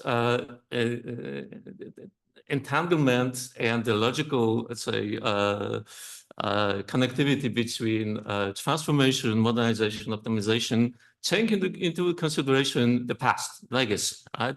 Actually, what NATO and its allies have done and what they have at hand. This is a relatively simple task ahead of NATO. However, in the community of 32 different economies, different legacies, it's not that easy to orchestrate these efforts and to put them under a single conceptual framework. Secondly, there are priority areas which should be translated into priority multi-solutions. Like, as you see, general defense systems, contingency planning, A2AD capabilities, still C4ISL, especially focusing on intelligence awareness building, shared awareness, and also well, decision making or sense making, which is sometimes critical because, well, we know that technology always goes hand in hand with emotions, with some, say, moods which dominate in certain circumstances. So, talking about the multi-domain endeavor, we should remember that finally we have the cognitive domain, which sometimes is critical. Well, there are, of course, some concerns of ethical, legal, environmental, political, economic nature, which must be coped with in a, say, reasonable way. And, well, maybe not the least, but still important, it's, well, something which, you know, this famous Napoleon Bonaparte saying that you need actually three things to wage war, to prepare war: d'argent, d'argent, d'argent, money, money, money. Actually, well, that's this is a pretty costly business, and of course, individual allies, especially the US, but also UK and EU member states have invested not precisely in military technologies. Usually, they combine it, it's a military and private sector. This is why public-private partnership is working pretty well, but still it's a challenge. I mean, given the situation that well, military spending is increasing across NATO, but it is it's streamlined into the development of the existing military infrastructure, but also helping Ukraine to defend against Russian invasion. So, well, the alliance must strike the right balance between risk and threats on the one side, and opportunities and benefits on the other side. So efforts at mitigating risks while maximizing chances for qualitative technological leap will be yet another task for the alliance in the coming years and decades. So let me, with this optimistic accent, conclude. Thank you very much.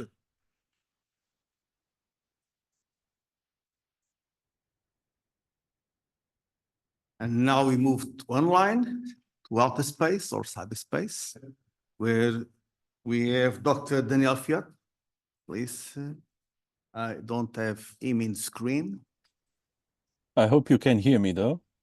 Yes, I can hear and see you loud and clear. Okay.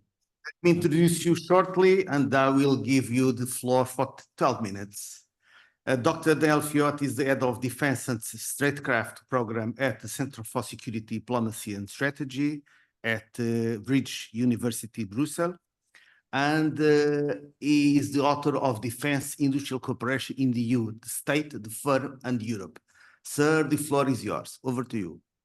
Thank you so much, Chair, and thanks for the invitation. I'm very sorry that I could not be with you in person. I wish dearly that I could, given how many familiar faces of good colleagues and friends I see already. Thanks. I've been given a very strict instruction, which is to discuss critical infrastructure protection. So I shall try to cover this vast subject within about 10 to 12 minutes, also given the fact that I think we're running out of time. So let me begin at the beginning and rather rapidly by first underlining, of course, how critical infrastructure protection is absolutely vital to Euro-Atlantic security. Now, this may seem like the obvious point to make and an obvious way to start, but I think in the recognition that infrastructure is important and is fundamental to security, we have in that discussion also a recognition that maybe in the past, when we thought of infrastructure, we did so in the framework or the paradigm of globalization. So to see infrastructure as predominantly an enabler for economic activity and economic interdependencies between firms and countries. That logic, I think, is starting to be questioned for obvious reasons, and I think many of the previous panelists have already done a great job of articulating how this discussion of infrastructure is also part of a broader geopolitical competition between Europe and the West, with the US a bit more broadly, so in a Euro-Atlantic context, contra China and the Indo-Pacific as a region, an interconnected region. So infrastructure is absolutely vital here. We also tend to think of infrastructure in terms of the physicality of infrastructure, which makes it, I think, quite an obvious contender when thinking about geopolitics. So we are very familiar today with discussions about the protection of undersea cables, of satellites, of oil and gas pipelines, also oil rigs as well. And those undersea cables also allowing us or giving us the capacity to have a so-called digital economy across vast geographical landscapes as well. I should say that most of these physical infrastructures are by their design vulnerable. They are, for example, extremely intricate in some cases technological systems, and they exist and connect over vast geopolitical spaces. So they are, I would say, vulnerable by design, and I'll come back to that concept in a few minutes. I would also like to stress, however, that our understanding of the words critical and infrastructure is also evolving. So I think in our discussions more and more, we're thinking about the importance of semiconductors and how to produce them. Also, critical raw materials is a topic which comes up on a frequent basis when thinking about infrastructure. And then we also have, as the last speaker was also referring to, I would call it the relatively unseen infrastructure of the world, which is the digital world and predominantly data. So the management, sharing and production of data as well. We should keep in mind, too, that when we also think of the so-called green revolution or the introduction of more renewable energies, that doesn't make our life any simpler, even though it implies less dependencies and more production at source. But we're also thinking as well about the physical infrastructure that we need to produce and also transport renewable energies. For example, now there is quite an intensive program of the production of wind farms in the North Sea, for example, but also elsewhere in Europe, which in themselves are vulnerable as well to potential attack when you consider that these infrastructures have to be connected from sea to land by undersea cables. So we should also dispel this idea that renewable energies somehow does away with the issue of critical infrastructure protection. We also have, I would say, such a list of examples to show us why this is important.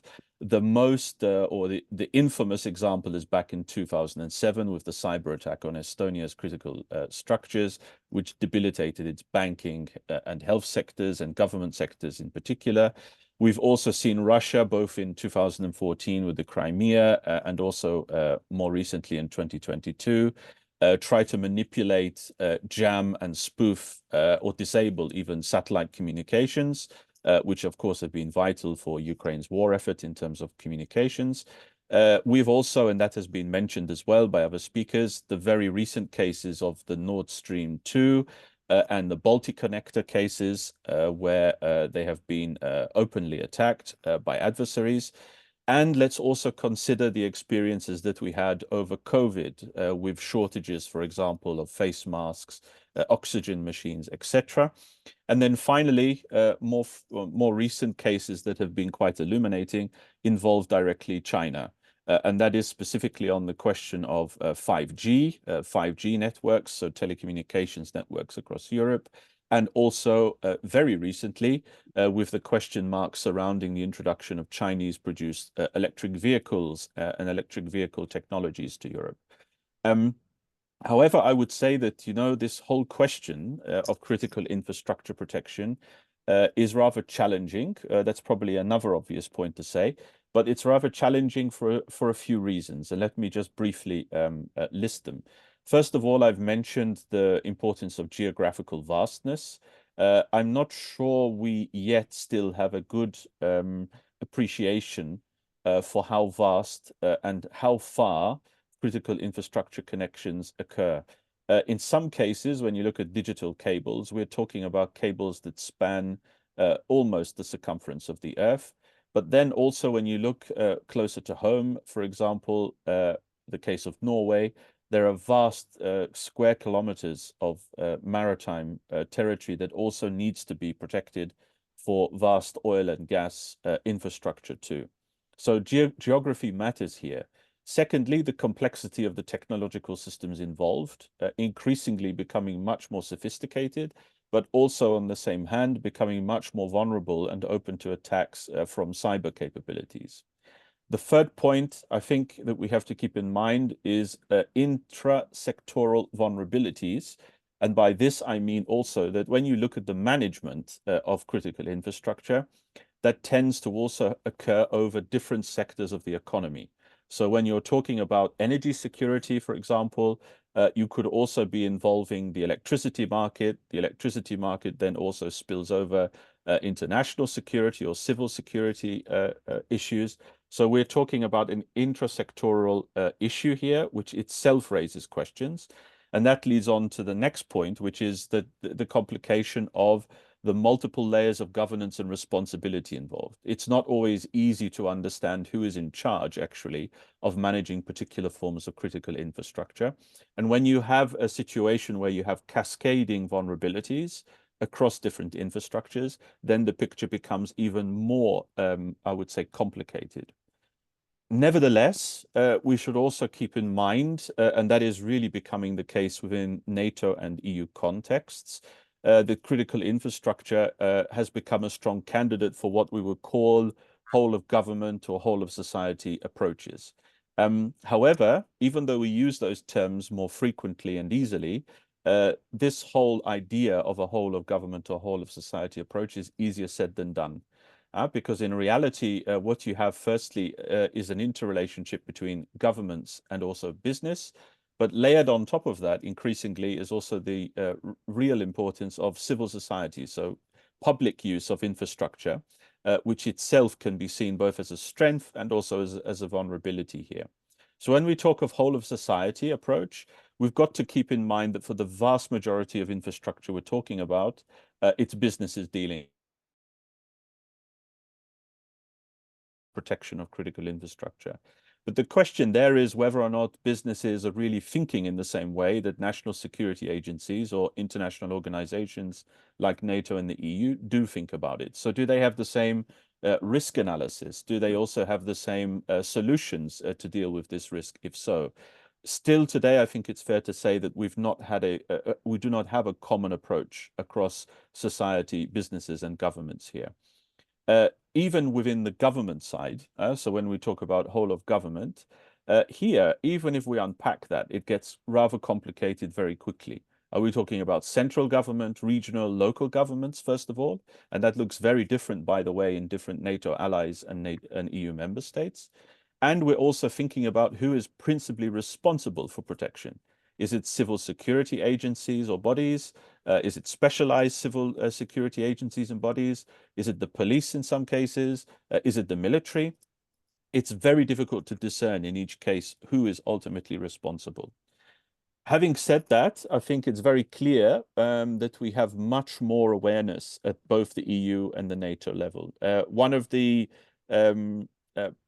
data points that I always try to repeat is, at least in an EU context, how far we've come in terms of thinking about critical infrastructure.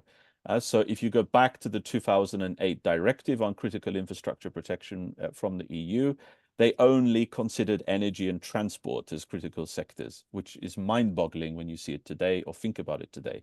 In fact, the 2023 update, the so-called Critical Entities Resilience Directive, now has 11 specific sectors. So that includes energy and transport, but then it also builds on banking, financial markets, health, drinking water, wastewater. The digital sector again was mentioned, space, food, and then also public administration. So some of the vulnerabilities that we could face also in government. I should also underline, by the way, that both the EU and NATO have quite a strong commonality in the sectors that they consider to be of critical importance. And in fact, the majority of these, maybe with the exception of the nuclear dimension, are exactly mirrored in NATO's own assessment. We should also consider that when we talk about critical infrastructure protection, that we are also talking about a relatively new concept, resilience, which a lot of people use. At least to my mind and others, I think, it's still not exactly clear what it means in practice, this idea of resilience. There is no agreed definition. We have many of them. I guess the only working definition that pretty much everyone can agree on is that it at least refers to an ability to either mitigate or adapt to attacks or disruptions on critical infrastructure. However, even with resilience, this concept, it is not also clear how it fits into some of the ideas and challenges that were mentioned actually in the previous panel about deterrence. We see a lot more language of resilience and deterrence being put together. But again, it's not at all clear, I think, in policy terms, how that looks in practice.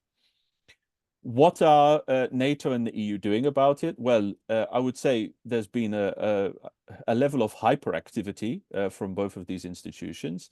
And I'll briefly outline what some of the actions are before then coming and concluding to some of the challenges that I still see ahead.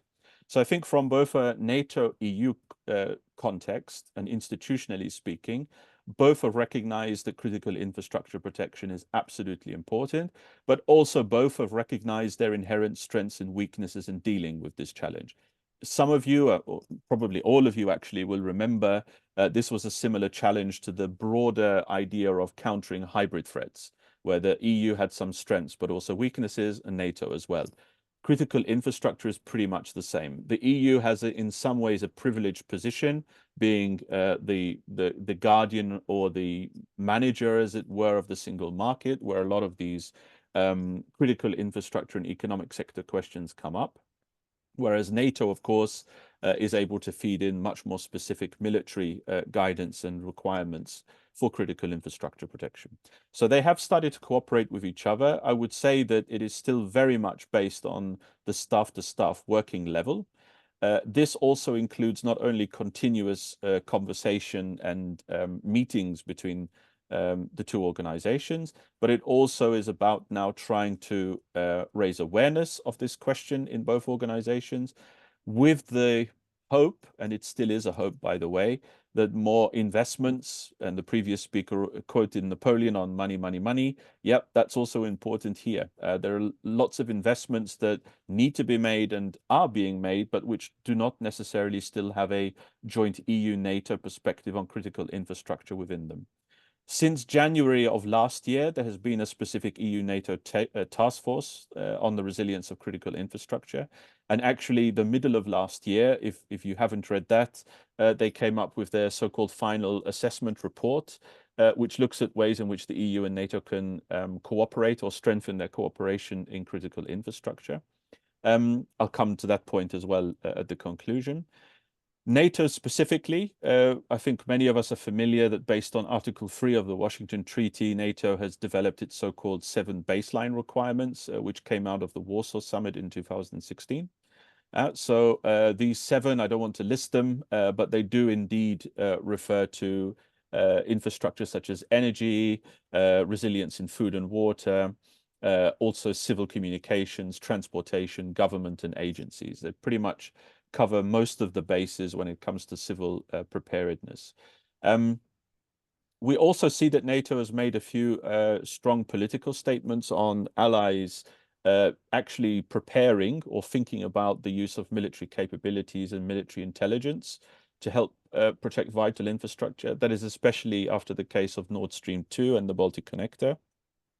And it's also trying to engage with its allied members about situational awareness and awareness raising within the alliance. And that's why, for example, you've seen in the specific case of undersea infrastructure, NATO has set up a network of experts and points of contact, which have been meeting since at least May 2024. We also see as well that NATO has tried to integrate critical infrastructure protection or elements of critical infrastructure protection within its command and control structures. So now we have a maritime center, for example, for critical undersea infrastructure based at Markham. So that's Northwood in the UK. And we've also seen NATO, at least in the technological dimension, and I think Diana, but also the NATO Innovation Fund was name-checked not so long ago, also placing much more emphasis on new sensoring and new detection technologies, which were absolutely critical, I think, for many areas, in particular undersea infrastructure. The EU comes at this from quite a different perspective, I would say, even though critical infrastructure protection has been there for many years. But the EU has seen, again, such a level of hyperactivity in this field that it can be quite mind-boggling even to keep track of some of the initiatives. So we've had, for example, the CHIPS Act, the Digital Services Act, Space and Defense Strategy, Economic Strategy, the 5G Toolbox, Critical Raw Materials Act. It keeps on going and going and going. You could add to that Cybersecurity Act, even the trade review and the development of anti-coercion instruments could also be seen as linked with the EU's efforts on critical infrastructure. The difference with the EU compared to NATO, of course, is the level of investment and funding that it has available.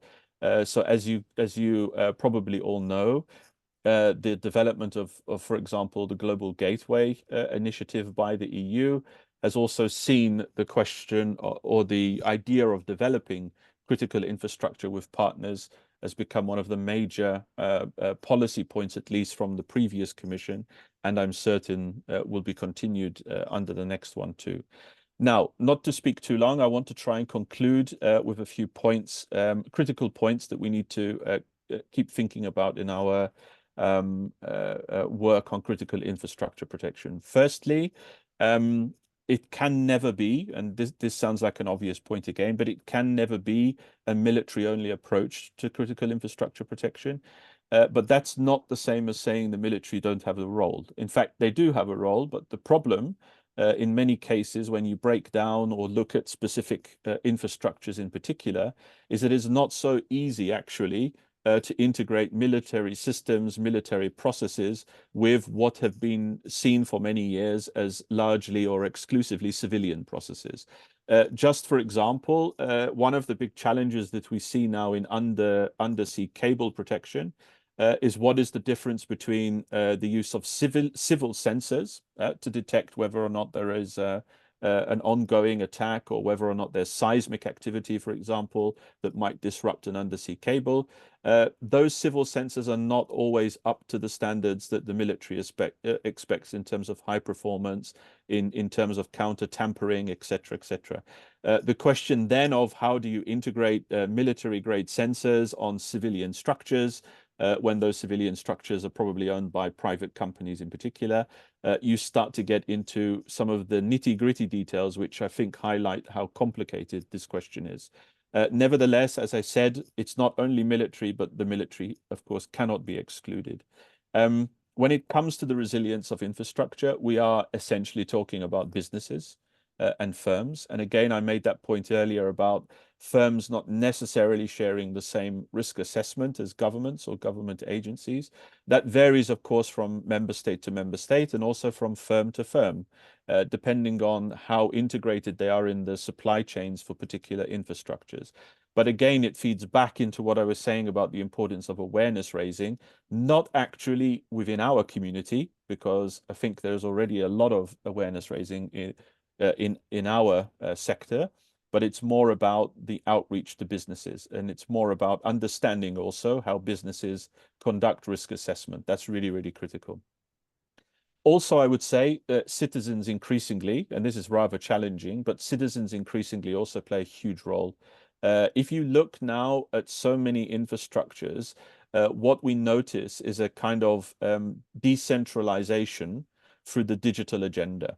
So if you look now at the introduction of electric vehicles, also if you look at so-called smart metering when it comes to the energy sector or electricity, most people will feel pretty proud that they can control their central heating or their air conditioning from their phone. That's all very well, but it also means that we have now a whole integrated consumer market, which is potentially susceptible to cyber attacks or infiltration. What that means in practice for the energy sector is still relatively unknown, but it does prove the point that the more and more you consumerize production and consumption through digital means, the more and more you have an inherent vulnerability that is open to attack, at least. Two final points. Early warning. There is, of course, a big emphasis on the importance of early warning, and that is fine. Both the EU and NATO in their staff-to-staff process have underlined the importance of joint assessment and early warning, which is great. But the practice of that and the track record of that is not great. So how on earth can we assume that we will break the practices of the past in not only breaking silos between individual departments and in the case of the EU DGs in the Commission, how do you break down those silos within institutions firstly, and then also between them? And I've also underlined already that we have silos between government agencies, civil society, and also most importantly, businesses. So it's all very well talking about early warning and shared assessment, but it's not good if we're not actually changing the psychology of our joint assessment. And that will be, I think, one of the big tests moving forward, both for the EU and NATO in their joint work about whether or not they can break down those silos. It's easier said than done, of course. One final point. I mentioned earlier this idea of vulnerability by design. We need to now move, I think, also to a kind of resilience by design context or paradigm. What does that mean? It sounds like a wonderful slogan, but actually what that really means in practice is that all of the work we do as part of our shared assessment, as part of risk analysis, both at the business and government level, also in terms of technological development, are fed through immediately to all of the initiatives that both EU, NATO, and member states are developing to develop critical infrastructure protection and the systems that support them. So instead of moving with a kind of commercial logic very rapidly to take products and services to market, there does need to be somewhere in the system of rolling out of these infrastructures, someone putting up their hand and saying, has this been considered? And that can be in terms of potential risk, potential windows, open windows or vulnerability windows. And then finally, also in the technology domain. So are we developing actually the technologies that will help us detect and also manage risk that is inherent with these critical infrastructures. On that basis, I'll be quiet now and happy to take any questions if there are any. Thank you.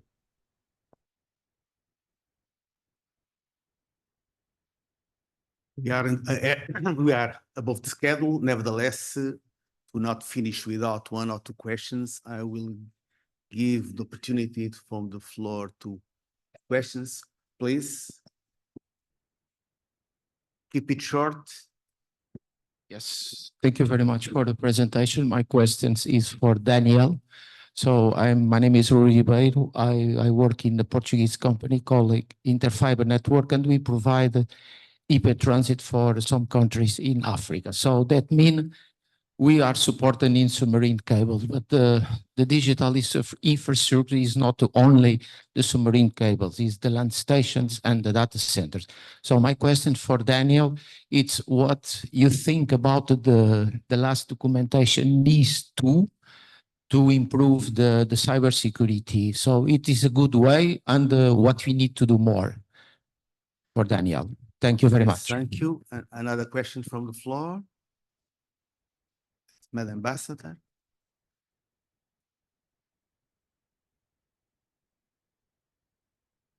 Yes, first of all, I would like to thank the director of the National Security Defense Institute for this very interesting discussion.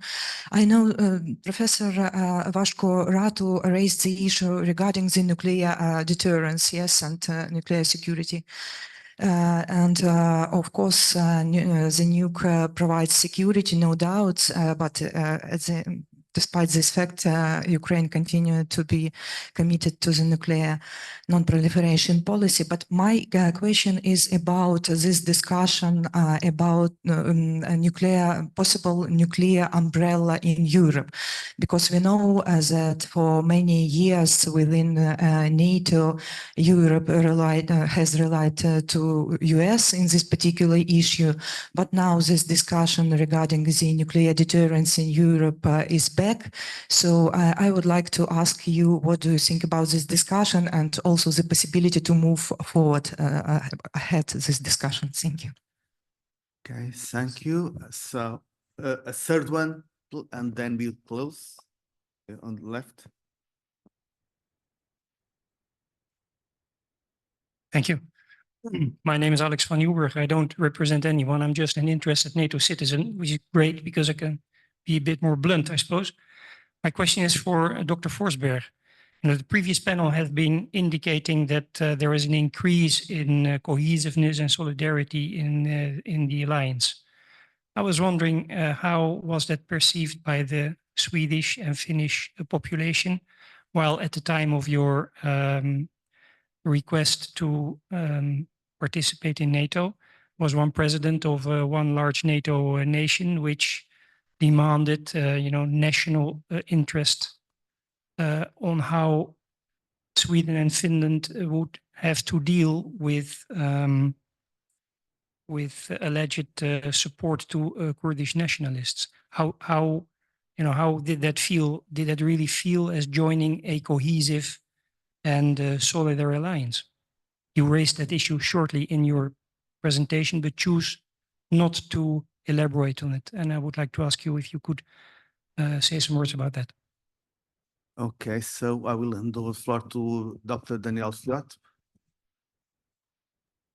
Yeah, thanks very much for the question. I think very, very relevant, because indeed, I think even the political paradigm in which we're now speaking, and considering also that even in the last 2 or 3 years, we came very far in thinking about critical infrastructure protection. So even this idea of undersea cables not so long ago was not, I would say, in the policy domain or the political domain. I think Portugal itself played a big role, by the way, in putting that at least on the EU agenda.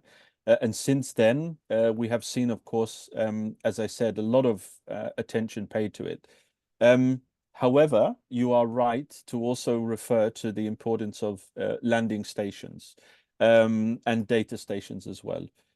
Here, I think, without knowing the full intricacies of the NIS 2 directive on this point, but I do know that bodies, for example, like ANISA, so cybersecurity agencies, are paying much more attention to the vulnerabilities inherent in land-based connector points for digital cables.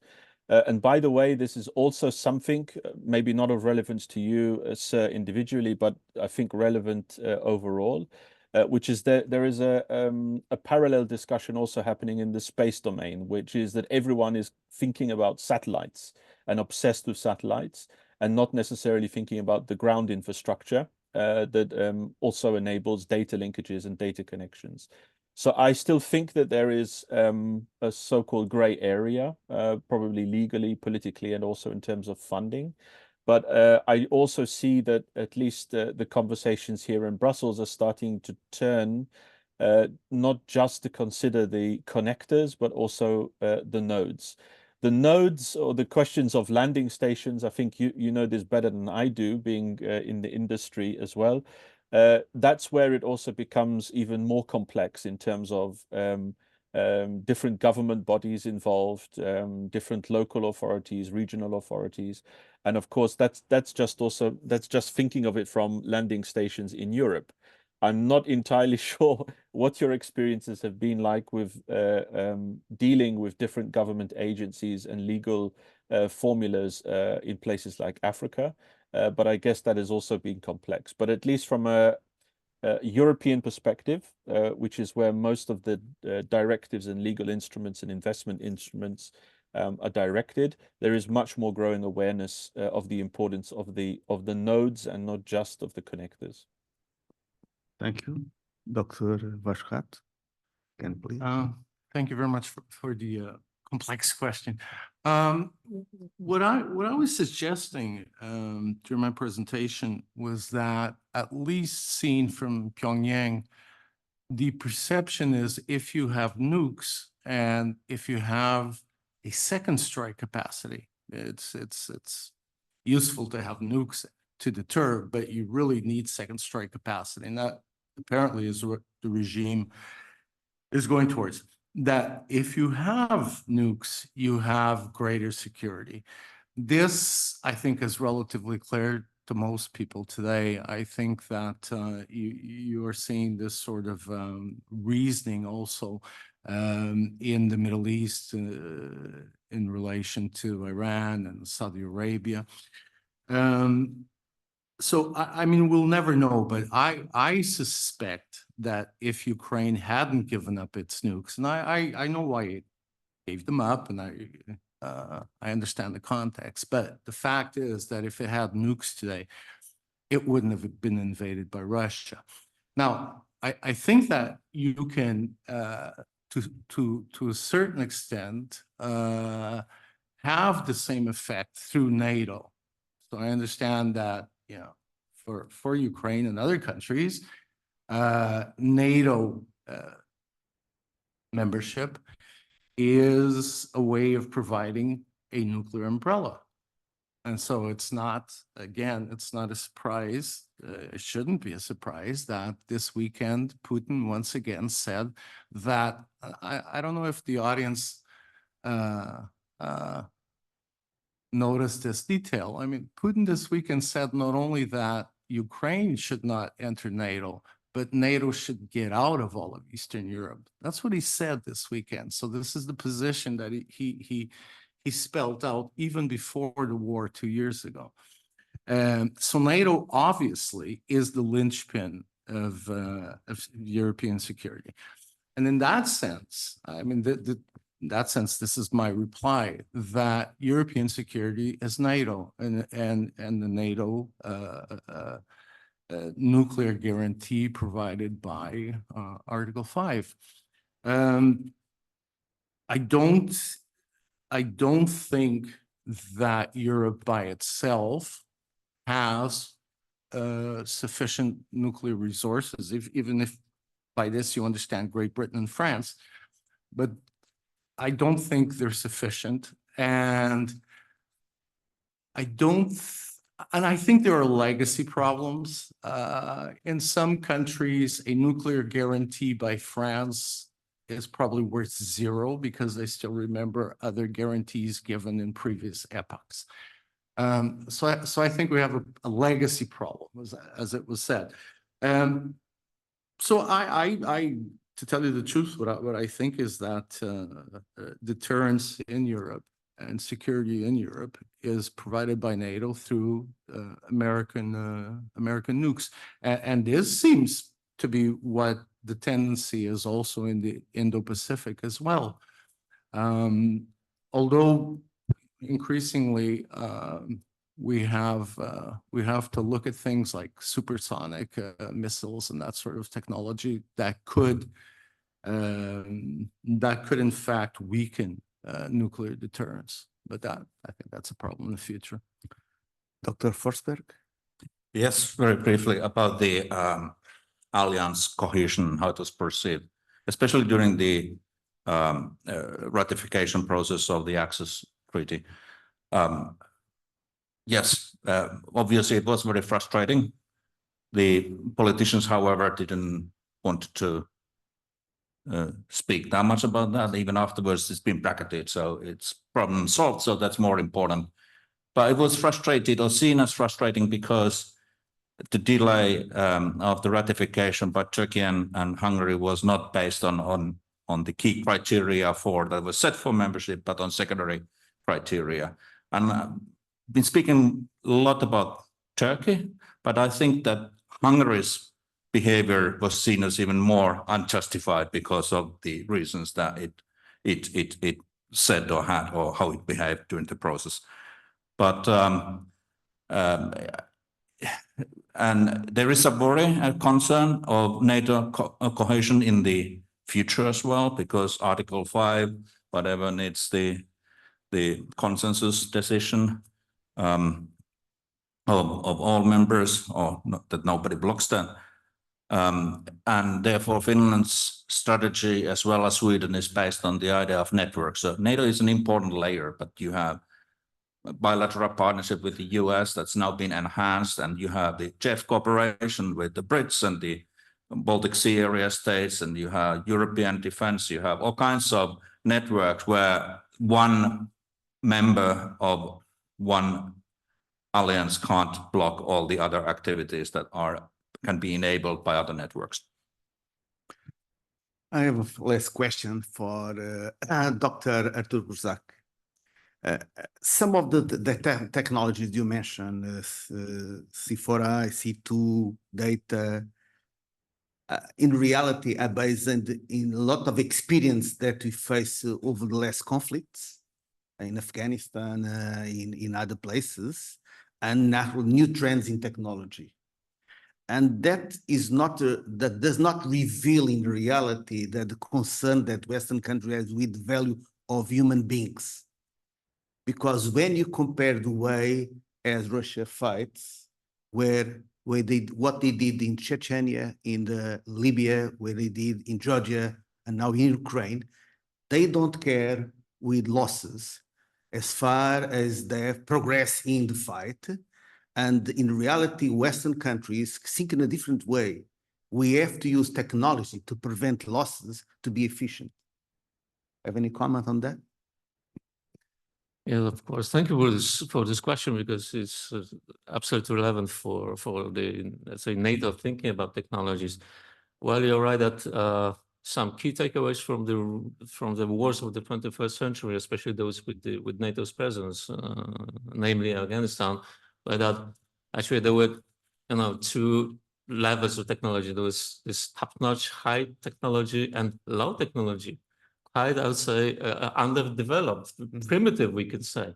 And now the question is how to bridge this gap between evidence, focus, and many incentives, especially coming from the industry and from some, let's say, new technology clusters to foster new technologies, which are extremely expensive, actually, also demanding in terms of let's say, innovation, etc., in order to get well prepared for yet another, let's say, savage war where not high tech will rule, but just all these simple ways, means, and tools that were already practiced in those conflicts that you mentioned. Whether some actually concerns hybrid warfare and hybrid threats. Actually, hybrid warfare is a clash of technologies, different levels of technologies, and combination of the two. Well, it's also the question of resilience, what Daniel Fjord was mentioning. It's definitely the question that how to let's say how to manage different technological level and how to combine and integrate into let's say a single endeavor or a single defense undertaking without prejudice to society or to some business groups or to some political groups, etc. That's incredibly complicated matter and also a real challenge for the future of NATO. I'm wondering if it's going to be discussed during the incoming Washington summit, but probably it's going to be a part of the strategic narrative in NATO. Thank you, sir. So that's come to an end. We are well above the target line. So I would like to thank you, my great participants, my great speakers in this panel. And for that purpose, I would like all participants to join me on a big round of applause.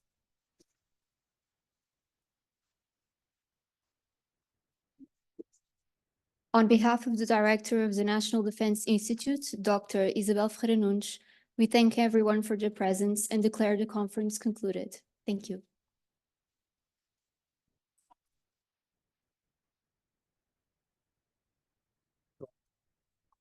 Thank you. Yes.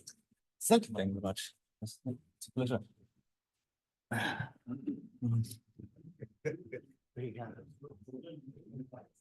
Thank you.